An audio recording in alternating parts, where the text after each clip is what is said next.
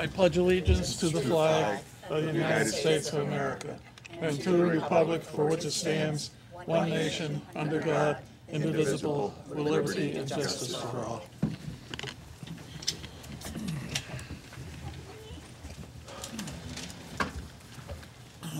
Okay.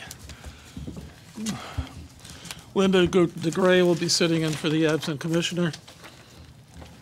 In case of fire, there are two ways to exit the chamber. To my left, you go through the double doors, turn left, go down a flight of stairs, turn left at the bottom of the stairs and out the door. Or perhaps the quickest and best way would be the double doors at the rear of the chamber. In either case, once you're outside of the building, please walk a safe distance away from the building. Secretary, please take the roll. Charles Duran. Here. Charles Ladd. Here. Nick Lefakis is absent. Mary Scott. Here. Virginia Higley. Here. Ken Nelson. Here. Linda DeGray. Here. Sarah Gruber. Here. Guillermo Salazar. Here. And Richard Suzak is here. Again, Linda DeGray will be sitting in for the absent commissioner. We're privileged tonight to have the town present to us the capital budget CIPs, and if the person that's presenting them will come forward and Yeah, Mr. Chairman, while he's setting up, is just for the new commissioners, the capital budget is one of the ways in which the plan of conservation and development is implemented. And so the state statute requires that before a capital budget is submitted to the local legislative body, that the Planning and Zoning Commission review the document for consistency with your plan of conservation and development. Last year at this time, the commission made recommendations with respect to sidewalks and so forth. I talked to the town manager late this afternoon. He apologized for the lateness of the document. He explained that there you have two items that were handed out tonight, and there's an inconsistency between the cover memo and the spreadsheet. He begs your indulgence. He suggested that you hear the presentation tonight. Any questions you have, provide them, and over the next 2 weeks, he will make appropriate corrections and ask that you take it up for consideration in 2 weeks, so that also gives you the opportunity to review it against your plan of conservation and development. is this the only 824 we have this evening? I know. Pardon me? Is this the only 824? No, this is not an 824, but it's Okay, it is a separate section of the state statute Yeah, we that do have does an say that 824 you are required to review it against your plan of conservation and development and forward your recommendations. In this case, it would be to the town manager for transmittal to the legislative body. Either the town manager could incorporate them, or if he doesn't incorporate them, he at least has to transmit your comments with his transmittal of the capital budget. Okay. Welcome. Thank you. My name is Mike Slozak. I am the Business Operations Manager at the Department of Public Works, and they sent me here to discuss it with you because I've had a substantial role in creating the capital budget, at least the capital requests. You've got two documents in front of you. This one here is the town manager's capital financing plan, and it details his plan for financing the capital request using, as you can see, a number of finance packages. It's simply a way to even off the amounts that we pay each year and have a long-term plan with relatively constant debt. Now, there's also a letter, which is his letter to you detailing what is being purchased. As you're told, there is a slight discrepancy. The reason that there is that discrepancy is DPW received this at the end of last week, and we reviewed it and we made some suggestions for minor changes. They're not numerous or, in most cases, large, but they have not yet been implemented. They appear in this, but not in the plan. The town manager will be incorporating them into the financing plan within the next few days, but that was not ready today. So do you want me to go package by package and just explain what each one is? What's the desire of the commission? What do you want to do? I guess follow the spreadsheet. Well, what do you, that's a, Yeah. I don't want to, what do you say, Ken? What do you want to do? I understand it. Yeah, I know I do, so, but Yeah. You want to just follow? Well, maybe I could ask a question. Like, so last year, the commission was concerned about sidewalks, and you had suggestions with respect to sidewalks. why don't you just go down by the number that you're there and then say vehicle replacement? Somebody has a question on it. It won't All take right. that long.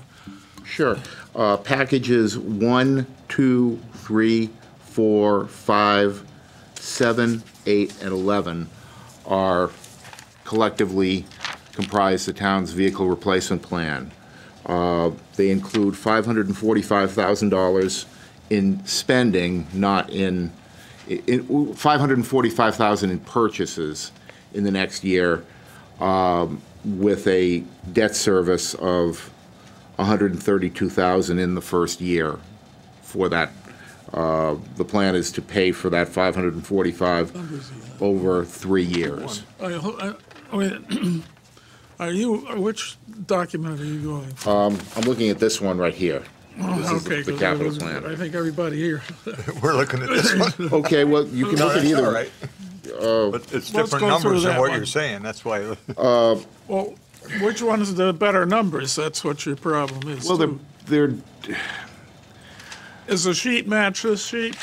it matches, the capital plan, it has not been changed at all. We made no recommendations Well, on the let's capital go plan. through the printed ones, I guess. Okay, the spending would be, we would be purchasing $545,000 worth of police vehicles, $883,400 in heavy-duty trucks, $341,300 in light and medium trucks, an ambulance and equipment. This is actually rebodying a current ambulance that we have, and that includes the stretchers, which right now I think are $39,000 a piece. They're very high tech. $172,000 for buses, of which we're likely to get some reimbursement for this from the state, and $53,400 for non-PD autos. That's If I may make a suggestion, why not just do number one vehicle replacement, give the total, and then you don't have to read the rest. It'll save Okay. you time. If Okay. they have questions, they Sure. can go from there. Any questions on one? We don't have anything to do with this, do we? Just a CIP, yes, ma'am. Oh, okay.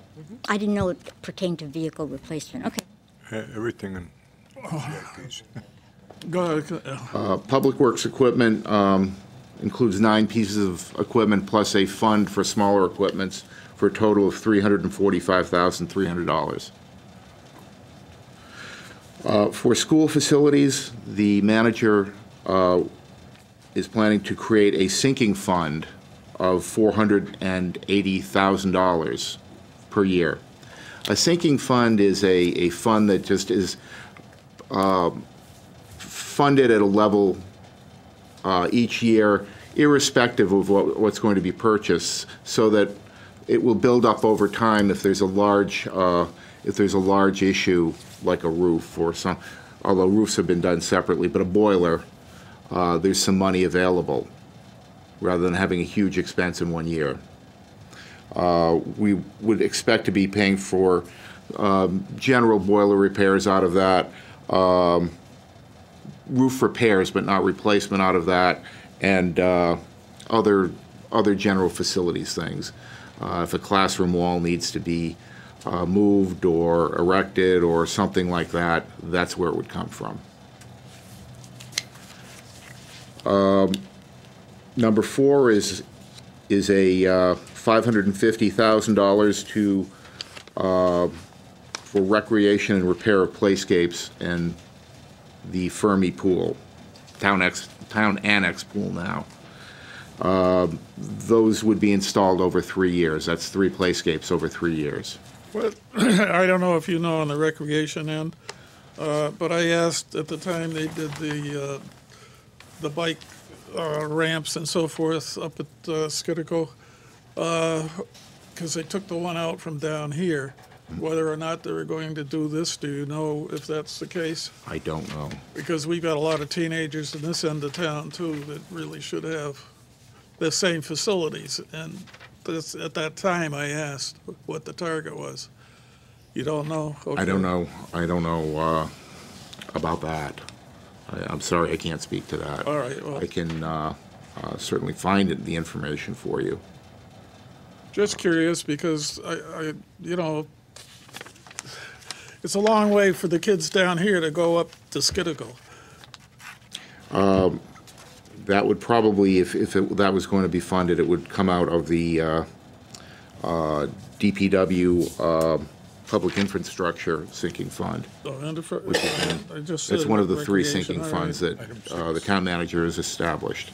All right, The next one is, number 5, is a town building maintenance and monitoring sinking fund. That's to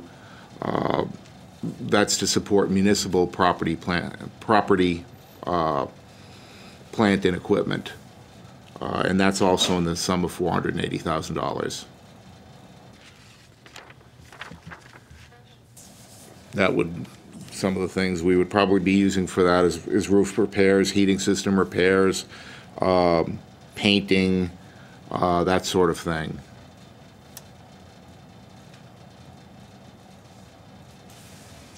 Number 6 is other DPW property, and that's in the amount of $1,205,000. That also includes a public infrastructure sinking fund of, again, $480,000, and $400,000 for PCP remediation at the JFK Middle School,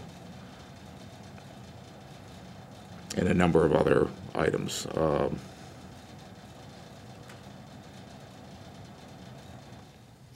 does DPW still use the building in back of the Hazardville Institute? I don't believe we do. I've never seen bills for it. I think it was just a storage facility. No, they No, had they been were using it doing when we did- woodworking and They carpentry were stuff. doing woodworking and carpeting. Do you know the address of it? It's Hazard Avenue, I don't know what the number is. It's right behind the little Subway Plaza. Yeah. It- Like- the I've never driveway seen, is, I've never seen any invoices emanating from that address. okay. So I don't get out much. I'm just in my office all holiday. Okay. Taking care of the business things. All right, yes, You jumped ahead on me a little. I was falling behind. But under number 4, the recreation, I was listening to Charlie, and I didn't get a chance to ask. Sure. You have $250,000 to replace the filter system at the town annex, which is Fermi High School, which is Correct. closed.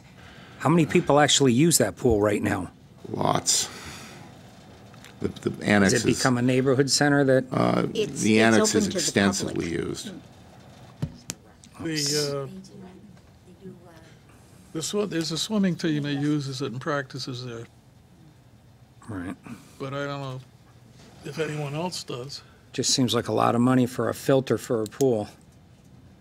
Yeah, is it the Dolphins, is the name of the Yeah. swimming team? But $250,000 to put a filter on a pool? Uh-huh. That's all. Isn't That's that a to good bring it up question, to yeah. current safety standards, where you can't just kind of get stuck in the backwash and drowned? I don't know, I always thought it ought to be open to. I can pull a request if you'd like, and there may be more information on it. Recreation. Well, he's looking that up, but that is a pending issue that once you close a school, the state statute requires that the Planning and Zoning Commission approve the reuse of the building, and there's never been a plan submitted to the Planning and Zoning Commission as to what the reuse of that building is. You're talking about the town annex. Talking about Fermi. that Fermi, has which been is now called- the- renamed the Town Hall Annex. Fermi. Been approved it to be renamed as the town annex or whatever. Well, I mean, it was closed as a school, but when you close a school under state, when you close a school under state statute, it reverts to the town. And then if the town wants to use it as something, then they would submit a plan to be evaluated. And so one of the issues that the zone planning offices had is that as Nantucket Community College wanted to submit with the vocational education department an application for funding to use part of Fermi, and they asked for a zoning certificate. And I said that I didn't have a plan. I have nothing from the council. That was submitted to P&Z, so I can't sign off for as Nantucket Community College to use the building. So at some point in time, and I take the commissioner's point, there has to be a plan submitted that's approved by the council that says this is what the town wants that building to be used for. Does it belong to the school board now, or does it belong to the town? Belongs to the town. That's why somebody renamed it the Town Hall Annex. They took down the signs at Fermi High School. The sign says Town Hall Annex. There has been, nobody has developed a plan that says what the Town Hall Annex is, what's in there, how does it relate to one another. And so that is something that needs to be done, just like the other schools that have been closed. I noticed on the internet that people were complaining that they never changed the name on Alcorn, which was the old high school, but they changed the name on Fermi, and they weren't too happy. So I don't know who made the decision, but I guess the people that went to Fermi aren't happy. Well, it's just, if the residents are allowed to use the new fields that they just put in and the pool and stuff like that, I think the residents should know, especially when you're paying $250,000 for a pool pump. If they can use the pool, they should know it's there to be used. Yeah. As far as I know, most of the residents think the school's closed up, and Well, if we could maybe send a letter and find out what their well, that could plan be is one for of the building. questions. Are we making a list of questions to submit on this? I mean, that's probably a question you'd ask and really it'd be pertinent with respect to this. Well, make it so. Make it, who's somebody keeping a list of our questions? Okay. Sounds like one Have we want. Mike. Had it on. Mike was on. Mike? I'm writing. Oh, you're right. Okay. Long as it's done. In answer to your question, this was submitted by Mary Keller from Recreation, so it's under Recreation's control, and the justification said filter system failing, interior pool needs repairs, high humidity causing mold and mildew in the pool area. So I'm assuming that the $250,000 will abate all of those things. But I think the question is, why? Well, the Who's using the intended pool? use of the building, too. If the town's going to sell it in a year, why are we fixing the pool when we have the neighborhood center right here with a perfect pool? These are the questions that, we really should know before. And you got Kennedy with a pool. You got there you go, yeah. I mean, So they'll take care of that. Well, all I can tell you is the request was made, and well, the question's down, so. The other thing is that I talked to Michael just briefly, and Development Services was never solicited for any suggestions that Development Services might have, and particularly Development Services is a key arm in moving forward the plan of conservation and development, and there are many things that Michael might want to suggest to be included in this. So if there was a solicitation process, we're not aware of it. Okay. as solicitation as far as As to suggest items to go in the capital budget. there was a letter sent to all directors at the beginning of the I'm capital just process. reporting what Michael told me. We were solicited, but we hadn't seen that list. Okay. So that's actually the point. But we still have time to review the list and have questions, correct? I believe so. Could we go back and add something to the list?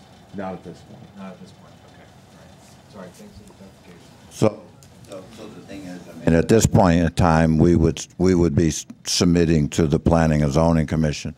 And then, do you know what happened to the list that the commission provided last year that they wanted in this plan? No, I don't. Well, let's continue. Another question to put. Yeah, it's another question to put. Where are we? That's Recreation, no, 6. 6. Yeah, we jumped ahead, and No, we did 5, and now we're on 6. we're on 6 now? Okay. As I said, PCB remediation at the JFK school, improvements in the Still Meadow area to comply with the DEP consent decree. There are problems with potable water there, and the town has an obligation under this consent order to provide potable water. Previously, there were state grants. They're not available this year. So we need to provide $100,000 to ensure that the water quality is maintained. And that will be one additional year, we believe. They should have never issued a CO on one of those houses, any of those houses, until the developer. Oh, I know, they were talking about bringing water up from Kennedy up through the back, and they never did. Let the state pick up the tab, so now we're picking up the tab. Yeah, because they came in here once, and they were going up from Kennedy Road up through the back end to tie the water line in, and for some reason, they can't go up that way or something. I don't know, okay. Yeah, I recall. Do you remember that? Barely. But Yeah.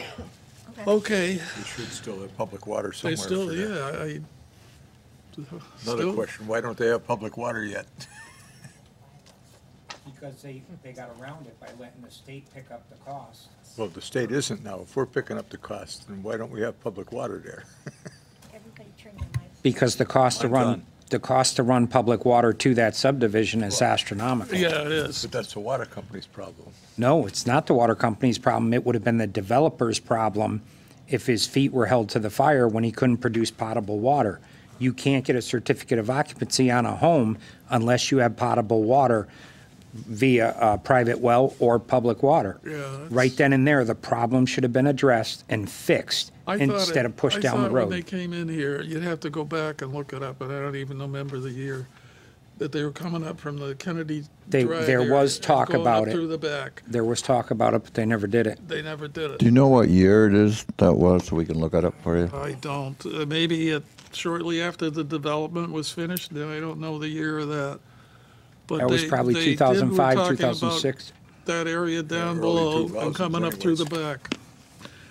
And there was some Try and reason we'll they try to couldn't dig do it that out and get you some information on it. There was some reason they couldn't do it or didn't do it. Could have been More like expensive. didn't. Well, yeah. But I know it was talked about here at P and Z, or wherever I was. Okay, There's a few other items on there, health and safety consulting, MS4 compliance, architectural and engineering services, which we generally use in concert with some of the other items on here if we need design services. Most of the money in there this year was spent on planning for the PCB remediation. And finally, validation services for the just uh, Honeywell on number contract. 7. Still We on had- 6. I was on We're still on 6. 6, I'm sorry, okay. The contract calls for us to perform validation services to make sure that the savings is as we were promised. Oh, good. 7 is town road, miscellaneous town projects. The 200 is net of what we expect from the state. And drainage improvements on Ed's Drive. Now, we never had that meeting about changing our regulations to allow the breaking of the sidewalks and putting the pavement in at the driveways? No, there was the other But our question. regulations don't Right, match what the town does. Well, there were two issues. There was three issues on sidewalks. One was that, Mr. Chairman. The other issue was that the town manager had the sidewalk torn up in front of the Country Diner, and did commit to putting it back. And so I'd assume there would need to be money put somewhere to put that sidewalk back. And then there was additional sidewalks that the commission asked last year be put in over the next 5 years in the budget. So I don't know, any of these sinking funds include money for sidewalks? That would be one of the things the public infrastructure sinking fund would be used for. But I mean, I was looking at the way you add them up, and is there money in addition to the items you list, or that there might be money there for sidewalks? Well, because you have a total, and then you have all of the subsets, and is there money left over after you add all the subsets? No, that's the total. So in order to put sidewalks, you would have to add something to that total. We would have to use the sinking fund. That was called out as a separate item, but that was one of the items that we anticipate going into the public infrastructure sinking fund. Because the question is, as an explanation for you, is when we have a construction along a roadway that's in front of a building owner, we have them put in a sidewalk. Whether it goes anywhere or not, under the business of why should the town pay for it after the fact? And in that way, we've been able to build sidewalks in town. What? Well, yeah, I don't know, is that, but anyhow, we've been able to build sidewalks in town with the builders picking up as they went. And what happened was, I guess one had fallen in disrepair, the one along Country Diners, and it was pulled out by the town. So now the town has that whole strip to put in under their own expense. And I don't know if that's a town ordinance that needs to be changed, that the owner, well, it was on town property or state property, I don't know. But the builder had put it in. My understanding is that in Enfield, the ordinance says that if the sidewalk's in disrepair, the town's responsible, whereas in most communities in Connecticut, the property owner's responsible. So that the town manager's decision was to take out the sidewalk rather than spend the money to repair it. Okay, but anyhow, that's what happened to the sidewalk, and that's why the question. Because we don't know to continue having people put in pieces as we go, or have them put into a fund or something, if they can, I don't know. But if I understand the underlying question, you want to know if there's money for sidewalks in this plan. Well, yes, because we know they got to put one back. And the answer is that there is money for it, but it's not specifically called out for sidewalks. It's in the sinking fund. Okay. That $480,000 sinking fund, that's exactly the sort of thing that it would be used for. All right. Yeah, like it says right here, examples include sidewalk repairs and replacement. Yes. So that's where I see it being addressed, so. Okay. I have another question. Sure. This road inventory and road management program, I assume it provides a schedule of the streets that are going to be repaired. Is that correct? Yes. Where is that available? Curiosity on my part. Is it available to the public? I don't know. It would be in the engineering office. Only? Not available through the I don't website? know if I don't know, honestly. I would think it would be. Well, it's published what routes they're doing. Usually when they have a road project, Roads 2000, they publish a list of the roads, and I'm not sure what, it must be on the town website, I would think. I would, yeah, I think Yeah, it is. there are PDF files. I actually downloaded them the other day to see what streets were being Okay. repaired. And it does give a schedule of when it's gone out to contract, when it's been awarded, that type of stuff. So you'll find a lot of information on the website. They have 3 different maps depending upon the types of streets that they are there. So, It's on the engineering website. yes, exactly. Updates. Great, thank you. Okay. I also have a question, just for point of information. On the Honeywell contract, I thought that they were supposed to handle all the mechanicals for like boilers, air conditioning, all that in every town and structure in town. Is that correct? I don't know if it's every structure, a significant number of them, yes. The reason why I'm asking is, how come Honeywell wasn't repairing the high school when it needed a new boiler? I don't know the answer to I that. would think that would come under their venue, from what I understood the scope of that project was. The new high school needed a new boiler? No, JFK. JFK. Okay. Okay. Junior high school. When the plan was being proposed, that was specifically mentioned as an exception.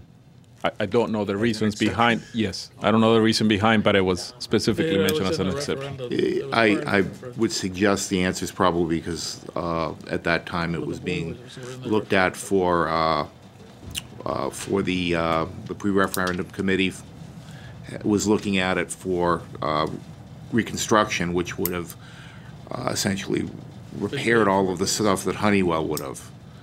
They would have put in modern equipment, so I believe it was excluded. Okay. I just thought that was part of it, but again, it was a point of information. I don't know that it was. I just thought it was. I believe, I was on the pre-referendum committee for the first referendum, and I believe it was excluded because it would have been duplicative. They would have brought the stuff out to code, and then they would have torn those areas out. So it made no sense to do it at that time with the anticipation that the referendum would take care of that. Okay. good. Thank you. You got on to item 8? Got other projects. Number 8 is, those are non-DPW projects. There's a $8,000 mail machine for the finance department.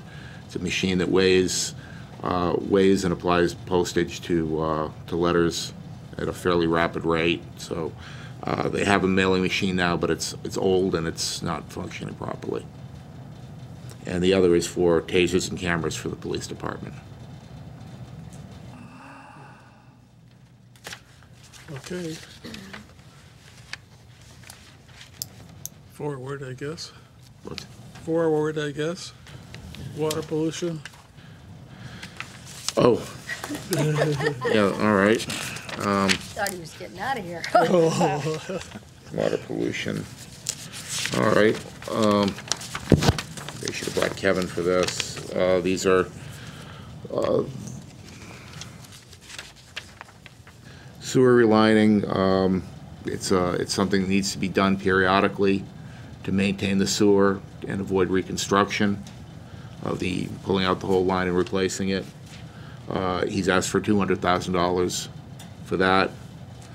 $100,000 for replacement. $550,000 for pump station upgrades, and that's eventually that's going to be an ongoing project. It's the $550,000 asked for enough to stay under the referendum limit, but over time that's going to be a major undertaking for water pollution control. $10,000 for manhole frames and covers. It's a standard item, much less this year. He typically has been asking for about $50,000, but he doesn't think he needs that much. An ammonia and nitrogen sensor. I honestly can't tell you what the technical aspects of it are. I'm told that it will help the performance of the tank where things are digested. I don't know exactly how it works. And I really don't want to, actually. CMOM study. I I know that's a study of the collection system, and I can't tell you what CMOM stands for. I know it's been required due to some violations that they found. It was part of the agreement.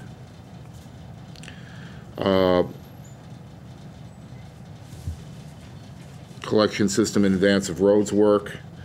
This is simply, it makes sense if they're going to be tearing up the road to fix the sewers and do any work that needs to be done while the road is open or before the road is open, because once we put some brand new beautiful asphalt on it, we don't want it torn up again. So this is something we just is prophylactic in the sense, just we're doing it maybe a little earlier than it might be needed, but we want to preserve the road. Fuel tank replacement fund. The Water Pollution Control Facility has their own fuel system because they're quite distant from the Public Works facility on Moody Road. They don't want to be sending their trucks across town to refuel it. It doesn't make a lot of sense to do. But the system they have is quite old, and there are concerns. It's an underground system that it's going to start leaking. And finally, a 200 kilowatt portable generator. That's $125,000. No, that's not finally. There's one more thing after that. This is to get a fairly large portable generator to power the pump stations.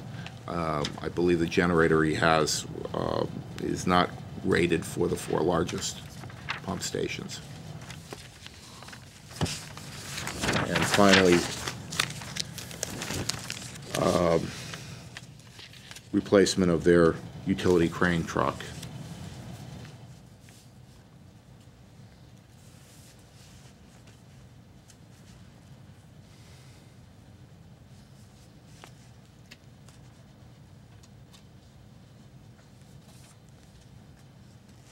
And finally, information technology. DPW doesn't really participate in the IT capital plan, so I can't tell you much about this. Well, we won't ask questions, but you should read them anyway. Okay, we've got a EPD, Police Department, radio system control computers for $70,000. I can read what they provided. It says, just keep going. We can read those. And Ultra Nexus HD digital service, $15,000. I don't know what that's for. I assume it's for the, if it's digital service for HD broadcasting, I assume it's for the public access channel.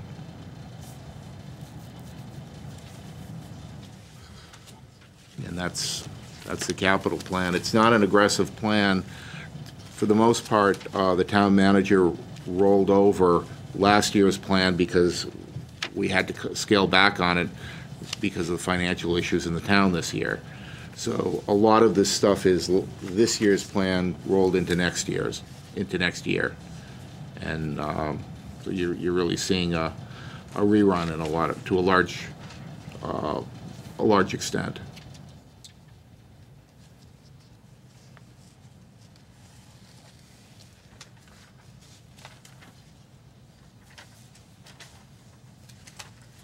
All we're doing is replacing playscapes. Okay, we aren't gonna do anything with those basically. Any questions as you gaze through the rest of this, or?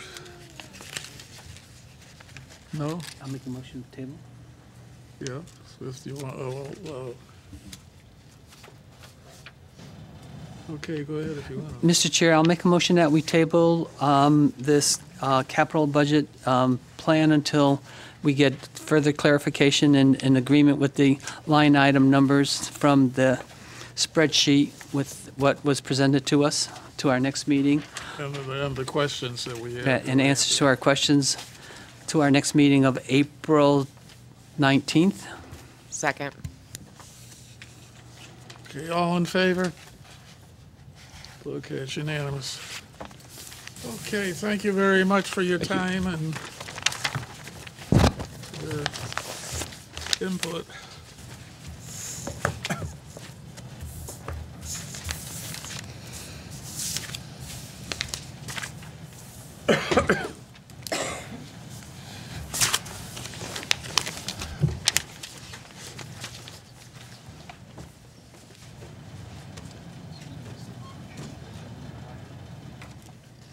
Ken, the vehicle replacement's still through a group purchase, isn't it? Yeah, that's what I thought. Capital Region. Yeah. Okay. Let's see, where are we? Let's put this away.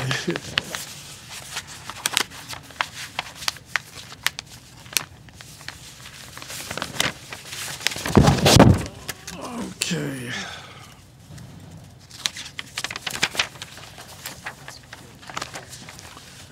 Minutes of March 15th.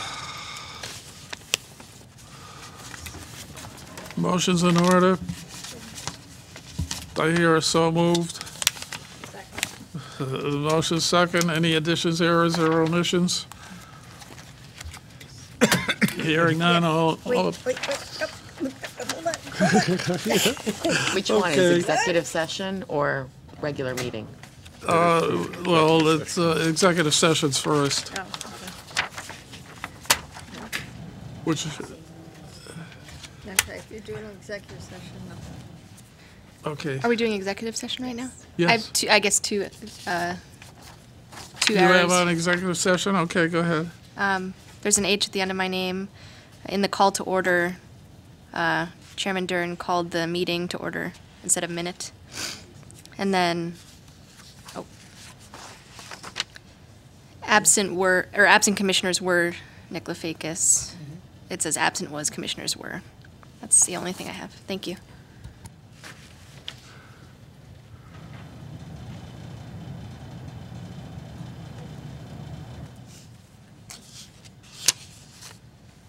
What? That it? Apologize on your name. We seem to have a tough time Okay, getting that right. anything further? All in favor as amended? It's unanimous. Oh, you didn't vote? You was one abstention. Abstention. 6-0 and 1. March 15th, regular meeting. Make a motion to approve the minutes for March 15th. Second. My motion's made and seconded. Any additions, errors, or omissions? See any? Yes, on page 7. Third paragraph up, you've got commissioners. I'm sorry, Commissioner Smith. It's not Commissioner Smith. He's Attorney Smith. And then the paragraph right above it, it says, Roger and Chairman Duran pointed out 2 additional corrections to be made to the text. And if I were reading this in 5 years, I would want to know what those 2 corrections are. If we could put those in that sentence, I think that would be helpful for Absolutely. later on, because nobody's ever going to remember. I don't know. Yeah, Commissioner, one of the recording secretary has asked, because on several occasions you have asked for clarifications to be put in the minutes, but if they weren't part of the meeting, you can't add information to minutes that weren't actually discussed at the minutes. So there was a previous meeting in which discussion took place concerning an item. Nobody described what it was. Nobody said what it was. You asked that it be put in the minutes, and the recording secretary said, well, I went back and looked at the tape. It's not in the minute. Didn't take place during the minutes, so legally, can I put it in the minutes if it didn't actually occur? So Okay, while no, I think it's helpful, I don't think it that's does that- create a That's problem. not the scenario here, because I would assume that during the meeting, the specific changes were suggested. I mean, throughout this discussion in particular, there are a few suggestions, Yeah. but those suggestions were articulated. They're just not Yeah, described in if the they were minutes. articulated, we can put them in, Had to be. but we can't add stuff Yeah, to the I'm not- minutes that didn't actually occur. Because I'm reading this and I'm like, what were the 2 correct? You're right. So I couldn't remember, so I'm just thinking later on down the line, if they were on the tape, that would be great. If not, shame on us. Other than that, great job. Yeah, it's been nice to have them. Anything further? Hearing none, all in favor as corrected. Unanimous. Okay.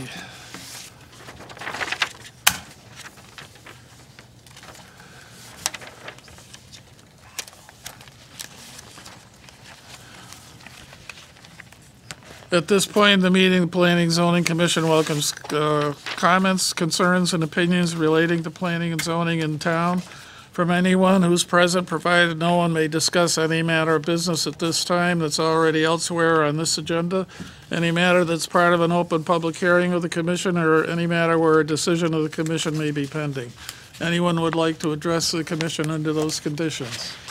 Anyone would like to address the commission under those conditions? Last call to address the commission under those conditions. Hearing none, we shall move along to the town attorney's report and zoning enforcement report. We have those. There is no zoning enforcement. Okay, report. I skipped over those. I try to make the business faster, I guess. Bond releases, done. Old business, nothing. New business, public hearing, XZA 1801, application for zoning text amendment to add section 4.60.10, proposed chicken fowl regulations, Enfield Planning and Zoning Commission applicant. And will the secretary read the legal notice and take the roll? The Enfield Planning and Zoning Commission will hold a public hearing on Thursday, April 5th, 2018 at 7 p.m. in the Town Hall Council Chambers, 820 Enfield Street, Enfield, Connecticut, concerning the following application.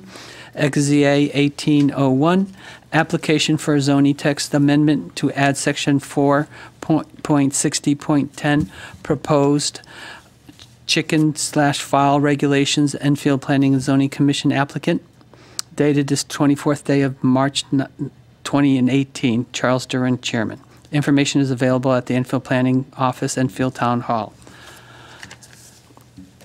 Charles Duran. Here. Charles Ladd. Here. Mary Scott. Here. Virginia Higley. Here. Ken Nelson. Here. Linda DeGray. Here. Sarah Gruber. Here. Guillermo Salazar. Here. And Richard Suzak is here. Commissioner DeGray is sitting in for the absent commissioner. Some of us up here have grown gray and older, much older since we first put this forward. But it's finally here. Yeah, Mr. Chairman, you workshopped this item. You marked it up. I believe it was on 2 different occasions. You authorized it to be sent out. We sent it out to the Capital Region Council of Governments. They found no interlocal conflicts. We have received we have not received any comments back from any department since advertising it. It was circulated. I did receive an email this afternoon from Commissioner Higley with a couple of questions, which we didn't. I guess, she can bring up tonight. But other than that, we know of no issues from the last time in which it was authorized. You authorized it to go to public hearing. Commissioner Higley. I had a couple of things, and that's why I emailed Roger and Charlie Duran, because I know I had spoken to Roger about this. I understand that there won't be a fee for the chickens, which there shouldn't be. But I talked to Roger about the fact that they're going to be building coops, and the building department will not do an application, a building permit for a chicken coop.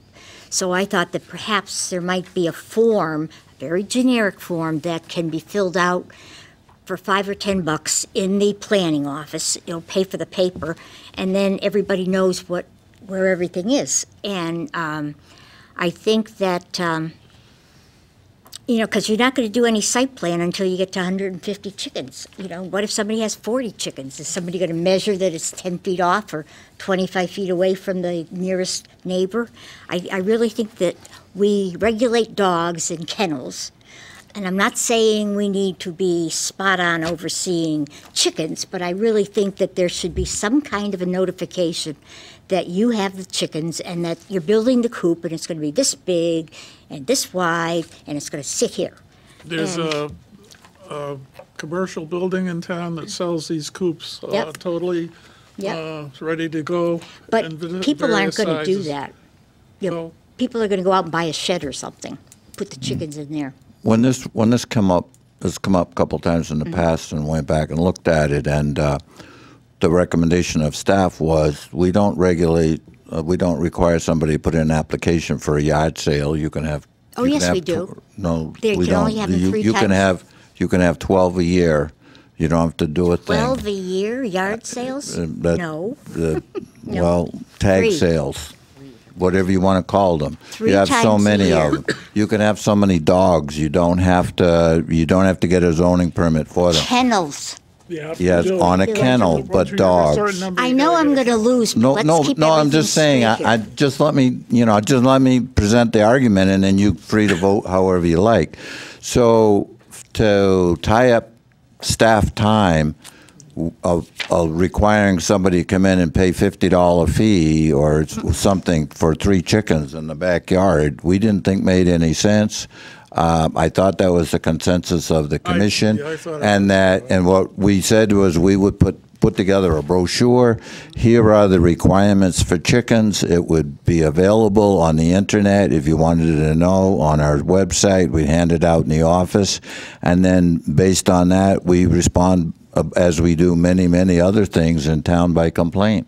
Well, I know your zoning enforcement officer's very overworked, and I know I'm going to lose, but he's going to be very busy running around chasing people because the neighbors are going to be complaining about their chickens being loose and, okay. The other thing I had, and I didn't say $50, Roger, I said between 5 or 10. And I stand corrected. Raquel has corrected me. You can have 4. I said 12. You can have 4 yard sales or garage sales. Yeah. Yeah, 4. Yes, thank you, Raquel.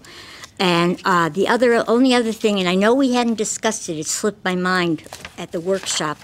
You want to put something in there that says if you're going to slaughter the chickens, you need to do it somewhere that's not visible to the public, because some cultures raise chickens to eat, and after the chickens don't lay eggs indefinitely. So after the chickens finish laying eggs, there's a good chance that a lot of people will have chicken stew. And there have been times in the town of Enfield where little children have watched people cut chickens' heads off. So I really don't want to make any major changes, but I really think that that's something that has to be thought about. Yes. And again, from a staff standpoint, we would suggest that that's a health department concern and not a zoning concern. This culture eats chickens too. It was brought to my attention by a farmer in town that if you go to Tractor Supply, you have to buy 6 chicks. Yes, you do. It's a state law. Yep. So that 5, what are you going to kill one of the chicks to meet the requirement? I think that number should be changed to 6 Okay. to comply with the law. Now, I haven't checked to see, but I know that's Tractor Supply's rule. That's Yeah. my understanding anywhere. Yeah, so Yeah. just bump that number up to 6. That's going on the premise. Never mind. Quick question, because I don't know anything about chickens other than I eat them, like everybody else does. Do they only sell them in multiples of 6? You have to buy You have 6 to buy or 6. more. 6, can you buy like 7, or do you have to buy 6 or 12? Do you know what I'm I saying? can't answer know. that. Okay, I know maybe it's that's 6. something we should look into then.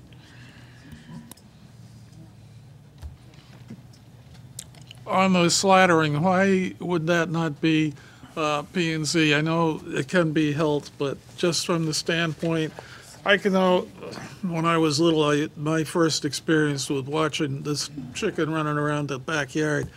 Well, they have places right now you can go and buy live chickens, and you can take them home and you can slaughter them. I know. So what this regulation is about is whether you can have your own chickens in your own backyard. But you just go into Yellow Pages or the old Yellow Pages or go on the internet, Google it, what have you, and you can go buy live chickens right now, bring them home, and slaughter them in your yard. There used to be a place in Hartford, I think they called them the Chicken Man, that did that. One on Bloomfield, right across from Home Depot. Maybe that's where he moved here. Make it back. I mean, I understand the concern about slaughtering, but I don't see those sorts of regulations in our farmland regulations about what you do with your cows and your goats and any other animal. So I get the concern, but I just don't. Because those are by farmers, these are by. Well, It's still, but we still moms and don't, dads we don't and tend to kids. regulate that. Okay. Or at least we haven't, and I understand the concern, agree I just with don't think it'll come up that Sarah. often. well, it's been Just as an anecdote, I grew up on a piece of property that was 50 feet by 100 feet, and my neighbor, where I grew up, raised chickens, and they routinely cut their heads off, and somehow or other I survived. well, I did too, but I was a city boy when it first happened. Well, when I go duck hunting or goose hunting, I bring them home and I slaughter them at home. I mean, I don't stand in my driveway with my neighbor's kids watching unless they want to, because kids, you know, if they want to learn where their food comes Now from, I've been enlightened, thank you. Forget about the slaughtering. they've never wanted to. Okay, anything further? Yeah, I wanted to thank Roger for putting in the picture of chicken tractors, because I had no idea what a chicken tractor was. We tried to be responsive, and I didn't know what it was either, but you asked, and I think it was, I believe it was either Raquel or Jen found it for you. And you can also move them to shovel up after. Mr. Chair, I had just one other point, Yes. if you don't mind. Just in the first section, the statement of purpose, that last word, it should be quality of life of the surrounding neighborhood or surrounding neighbor. I think it should be neighborhood. The neighborhood, yes.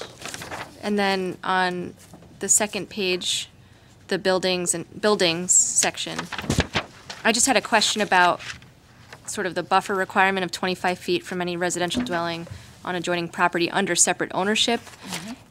I don't know if I don't think this would cover the scenario where, suppose I own a house and then I also own the house next door, but I rent it out. It's under the same ownership, so that arguably that buffer zone wouldn't apply. I don't see the need to put separate ownership there. You can't have them if you're renting. It's somewhere in here.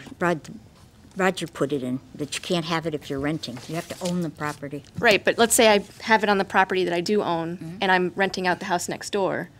I could theoretically put the chickens as close to that other house because that house isn't under Oh, I separate see what ownership. you're saying. So I don't see the need to specify that the house you're next to has to be under separate ownership in order to have that 25-foot buffer zone.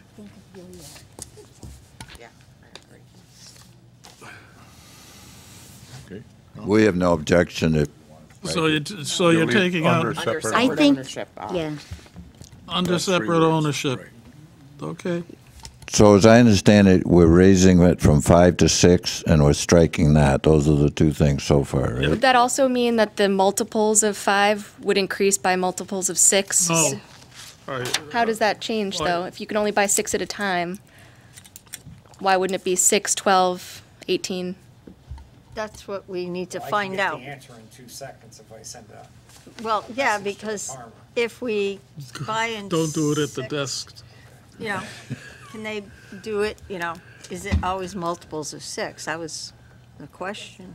We I don't can know. keep Roger busy for a few more minutes. No. No? The,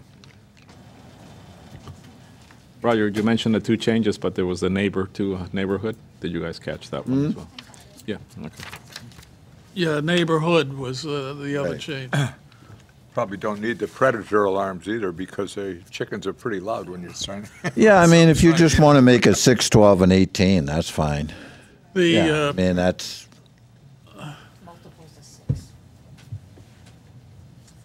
the girl I had proposed this 4 years ago would be very happy, but I think she's a mother now. So she can get her kids chickens. so her kids can have the Yeah, chickens. kids could have the chickens, yes. 6 or more. You could buy 7, 8, 9, 10, but you have to buy a minimum of 6. He's Okay. watching right now, so he texted me. Okay, I think I would still recommend doing multiples of 6, because if I buy an initial 6 and then I want to buy another batch, you can buy I you couldn't can buy 5. 4. Well, no, you can't buy 4 in one No, shot. she can only buy. Right, it's got to be 6 6 this year, but or then- more. So if you want to Per go in, purchase. anytime you go in for your first purchase, you have to take at least 6. You go But back. if I went in next year, I'd Buy have to 6 buy more, you 6 slaughter too. the ones Yeah. you have. Okay, so yeah, you bet, Yes. you're right. Let's do, I think we should do multiples Multiples of of 6. Yeah, keep it simple. So far we're adding hood in the first paragraph, and we're making 6, 12, and 18, and we're eliminating the phrase under same separate ownership in 460.10.5. Now, Roger, is there any reason that we have to go back to Craig? Is this? No, I wouldn't see these as substantial changes. So, and we don't have to go, then we also No. don't have to go back out to add, okay. Okay. Any further discussion on? Yes. Where it says number of chickens or fowl, quarter acre up to 1 acre, 5. Should it be a maximum of 6? Because we're changing it to 6, but.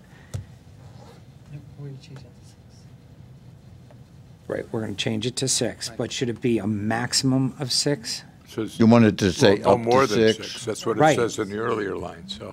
Yeah, that's. Wherever it says 5, it should be changed to 6. Right, no, I got that. Where does it say no more than 6? Up above okay. the plot Yep. chart. All right, thank you. So those numbers have to be changed all Yep. the way along, too. Raquel has just pulled up the state of Connecticut slaughter laws, livestock slaughter, and it says personal slaughter is not regulated, but may be subject to animal cruelty, public health, or environmental protection, or nuisance laws. So Connecticut Department of Public Health regulates slaughterhouse construction and sanitation. Basically, it says. In the verbiage above, it says no more than 5, that gets changed to 6. But then it says 5 additional chickens, fowl may be kept on property. Should that be also 6? That needs to be 6, yes. Yeah. 6. And the numbers on your chart go 6, 12, and 18. Yeah, okay, and roosters are prohibited on less than 3, okay. And I just picked up those other 2 areas. Okay, so any problems before I open the public? Anyone in the public would like to speak in favor or against this application? Anyone in the public would like to gentleman in speak the second favor or row. Against the application. Last call to speak in favor or against the application. Hearing none, unless there's something from Roger. No, we're good. I'll close public hearing 8, I'm sorry, XZA 1801. Make a motion to approve public hearing XZA 1801 Second. as amended. Second. Motion's made and seconded to approve as amended. Any discussion? Hearing none, all in favor? Wow, unanimous. Thank you, ladies and gentlemen, and to the farmer. I know. Okay. And if Mr. Drynan is watching us from Hawaii, you said it couldn't be done. Yeah, I know. That's not why he left, but, oh, all right. Along the same thing, and I just want to put it in because it's in the back of my head, and I wanted to put it there. With what's going on, and I put it up at the same time, I think I did the chickens, and that also died. It's back before the General Assembly to approve marijuana sales and so forth. And I had suggested we might want to suggest in town where we locate these buildings or things. And it was never done because people, it's not going to happen, it's not going to happen. Well, it's happened in other states and places. So can we put something together that where these are, whatever they're going to call them, whether there's shops or stores or There's some in it, was it medical- Vernon, I guess in Manchester, you can go buy it. Why don't we put some research together for you and give it to you at your next planning meeting? Okay. There was a comprehensive research done when Courtney Hendrickson was here. And if her files are still available, it might save you a little bit of time. Well, maybe. But We did have an inquiry, which I forwarded to Michael, and Michael had some conversation with the gentleman, but he wanted to buy the vacant Sears building and turn it into a marijuana facility. Well, I mean, we had the same problem years ago when the Emporium up next to McDonald's opened on Enfield Street. We had a problem because that also wasn't looked forward to. And I think you got to plan for these things, or then you're going to have a major problem. So I Well, you appreciate have that. the Thank you have the law now about marijuana dispensaries, but they're regulated differently. So I mean, you're talking about if the legislature was to pass. Yeah, I want a zoning where we would be able to cite them. Where you can grow it and where you can sell it. Yeah, if you go into growing, yes. It should be all-inclusive, because you never know what's coming down. Grow it with the chickens, right? Oh, Kenny? yeah, you may. All right, I'm sorry to butt in at that point, but it went along with the chickens, actually. Okay, that one is over. Oh, other business, 824 referral. Are you, Michael is here. I don't know what if he wants to speak or how you want to handle it. This is on 100 High Street, also known as 96 High Street. Do you want to speak on it, Michael, or? I'm here to answer any questions that you have. If you You just come up and introduce yourself for the record. for people that aren't aware of this, this group is coming in from Broadbrook. Broadbrook. And originally, they were known as St. Martha's Players, and they were at St. Martha's Hall. That's right. Gotta put the And button St. down, Martha's had to expand or were using the facilities. And so they moved from St. Martha's Hall and rented the old senior center. And they did have shows at our old senior center until, I guess, the Playhouse in Broadbrook opened up, and they took the opportunity and went out there. And then they've had, I guess, some difficulties out there with the ownership, is from what I've heard. Whether that's true or not, I really don't know. But they have the opportunity, and Michael can explain what the opportunity is. Yeah. So 96 High Street's been vacant for quite a while, and the town owns it. And as we're all aware, we've been trying for a long time to revitalize Thompsonville. So when I got an email from the Opera House Players asking if we had any facilities that they might be able to use, 100 High Street came to mind. So I organized a meeting. Raquel was able to attend, and then someone from building. And it was a good meeting. We showed them the building. We found out what the issues are. Roger and his team are helping them identify parking in the area, so that aspect is taken care of. A meeting with the police chief soon to talk about public safety down there. If they do move into the building, that's going to be an issue. But what's exciting about this project in my mind is that it provides a catalyst for development. Performing arts facilities in other places are generally catalysts for other development. In Broadbrook, once the Opera House Players became established, and we're bringing in an average of 5,000 patrons a year, smaller restaurants and bars started to open up around it to serve that customer base. We imagine that in Enfield, that 5,000 patron number would be much higher, in part because it's easier to access Thompsonville. But even at 5,000 patrons, there's actually a number that you can use to calculate what the consumer impact is beyond just attending a performance. And that's about $250,000 a year in spending in addition to tickets to the performances in local restaurants and shops and so forth. So the idea will be for us to facilitate them taking over the building. There's quite a bit of interior renovation that needs to be done to be able to accommodate them. But they're working on a fairly robust community engagement program where they're going to work with the community around that area, students and young children, to offer classes and so forth on arts, and in addition to their other programs that they have. 4 plays a year is what they typically put on. But it will be an amazing addition to Thompsonville. And so we're hoping that it's smooth sailing for them. The Arts Commission is very excited. They're engaged in this, which is exciting. So we hope it's a good project. Questions? Go ahead. Couple of questions. What's the difference with 96 and 100? A high street, because it sounds like there's some confusion there with the numbers. Sure. And then the second part is, what I'm reading is they're going to make improvements in the building. And so basically, once they make these set of improvements, the building will then, they'll own that building? Is that kind of basically the essence of it? Okay, so the first question is 96, the address. I think it's known as 100 High Street, but in the official property records, it's actually listed as 96 High Street. That's the official address in the records.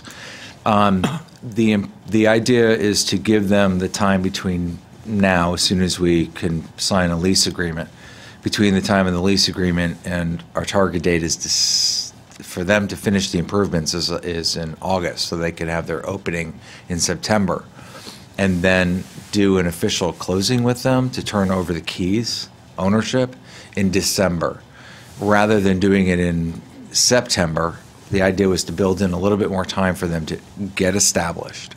Because they're taking on a lot.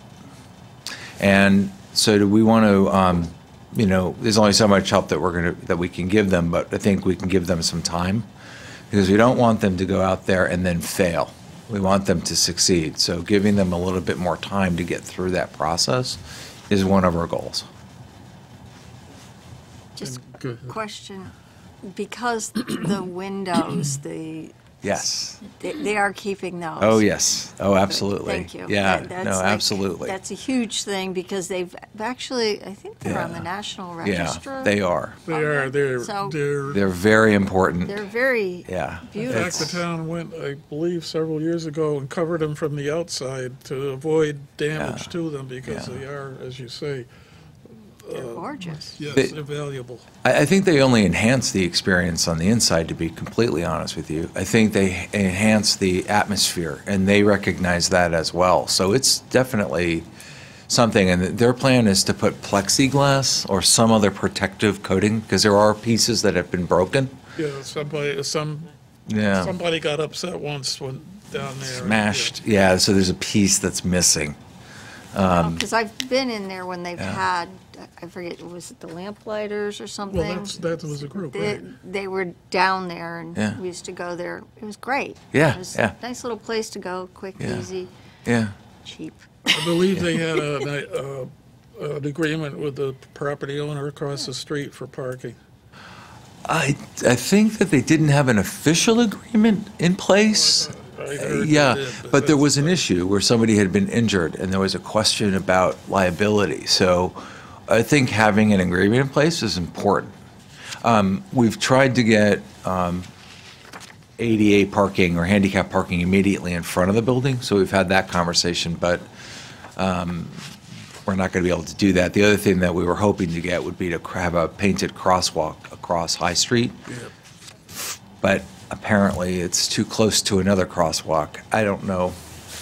I don't understand that, frankly, but we'll see. But that, I don't know if that's dead and buried, but that seems like that'd be important. Go ahead, King.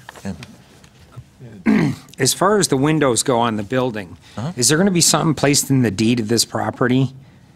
I mean, any exterior renovations have to be approved by the town or something like that? They're to have the windows insured?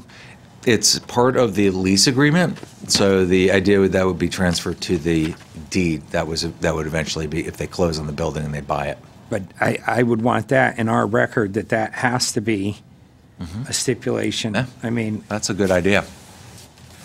I think it's a good idea. that's a historic building. Yeah. It's those windows, everything. It's, I read a report on who made the windows, and it's not only the glass, which I guess they can't or don't make anymore, or can't well, make. just sitting in the building, like somebody had said, it's hard to focus on what's going on in there because you're staring at all these beautiful Yeah. windows that are, and I would just hate to be part of the problem if somebody decided to sell them off to get money for renovations. Well, Right, so I would never approve this unless there's something in that deed and lease. The town probably has a report on the windows, because they did cover them because they were aware of their expense. And they were aware of who I don't know what you call the designer or the manufacturer was at the time, and it was a Right. well-known I just, I don't want them to say, oh, well, we thought you Somewhere. did it, I did it, whatever. Somewhere there's a history on the windows. And then the next thing would be, with all the issues going on with traffic and stuff like that, putting a crosswalk across the street to a parking lot they don't have rights to use is kind of an open invitation to trespassing. And with the limited, very limited parking down there, I think that the parking should be resolved before this is allowed to happen. Do you want me to If we speak let to them go that? in there without any approved parking, we're creating the chaos. Molina's Plaza, or whoever owns that whole plaza, Isn't there a parking lot across from the, I was gonna say, where the Ambets was? There is a public lot that's 0.2 miles from, The five town- minute walk, the town which owns has a building, 57 spaces. across the street from the church. There was a building that burnt down, and I thought the town owned that piece of property. It's just It's across from the grass now. church? No, Diagonally across from St. across from the Pat's. parking lot. They Or waited, Diana's. In they the, waited too long after the fire in to back, rebuild. in back of Tyler's, on that Oh, street. sure, yeah. There's a vacant lot in there, and I think there was a house that burnt in there. Yeah. And I don't know if the town took it or, no? I don't- Tyler has the use of a sort of a separate parking lot. Yeah. There are, I believe there's 18 parking spaces on site in the back. And then their estimate is that they need, what did they say, 97 spaces? So between the parking spaces on front, the parking spaces that were calculated that are on the street, and then the parking spaces at Molina's and in the town's parking lot and Diana's and St. Patrick's and all these other places, there's ample parking available for them when they're having an event. So all they need to get is agreements with the- Paper, correct, so that they have the agreements.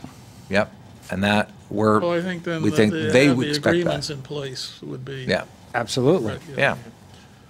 Yeah, we've been cooperatively working on that. It took us a while to figure out who had the power of attorney for Molina's, but we've got that addressed. Well, I know the town's put that building out numerous times Yeah. for, bid, and nobody's bidding on it because of the limited parking there. So for us, I believe now they're giving it away for $1, and we're not going to make They're sure they renting have for $1. adequate parking Yeah, they're renting it for now for $1, but. then till I guess December it's- 2018. Yeah, Yeah, I think the other thing is that most of these leases, and I know we've had this conversation, have a reverter clause in there too, that if they don't make the improvements or meet their expectations, then that building would come back. Absolutely. But I want it So, coming yeah. back with the same windows that But are in on, it. on The windows are parking, gone. we have identified, besides that there is oh, yeah. There is like There was 70 spaces that are article public on the parking website. spaces within a 5-minute walk. So Yeah, I that's think what I that was would be wondering. fairly easy to Yeah. make that available. And then there's There's 78, there's another 78 in a private facility, which I won't mention, and 63 in another facility, which we are working cooperatively with Michael and the Opera House players. They are willing to assume liability and responsibility for snow plowing and so forth. And we're working to facilitate putting the property owners and them together and so that to execute those agreements.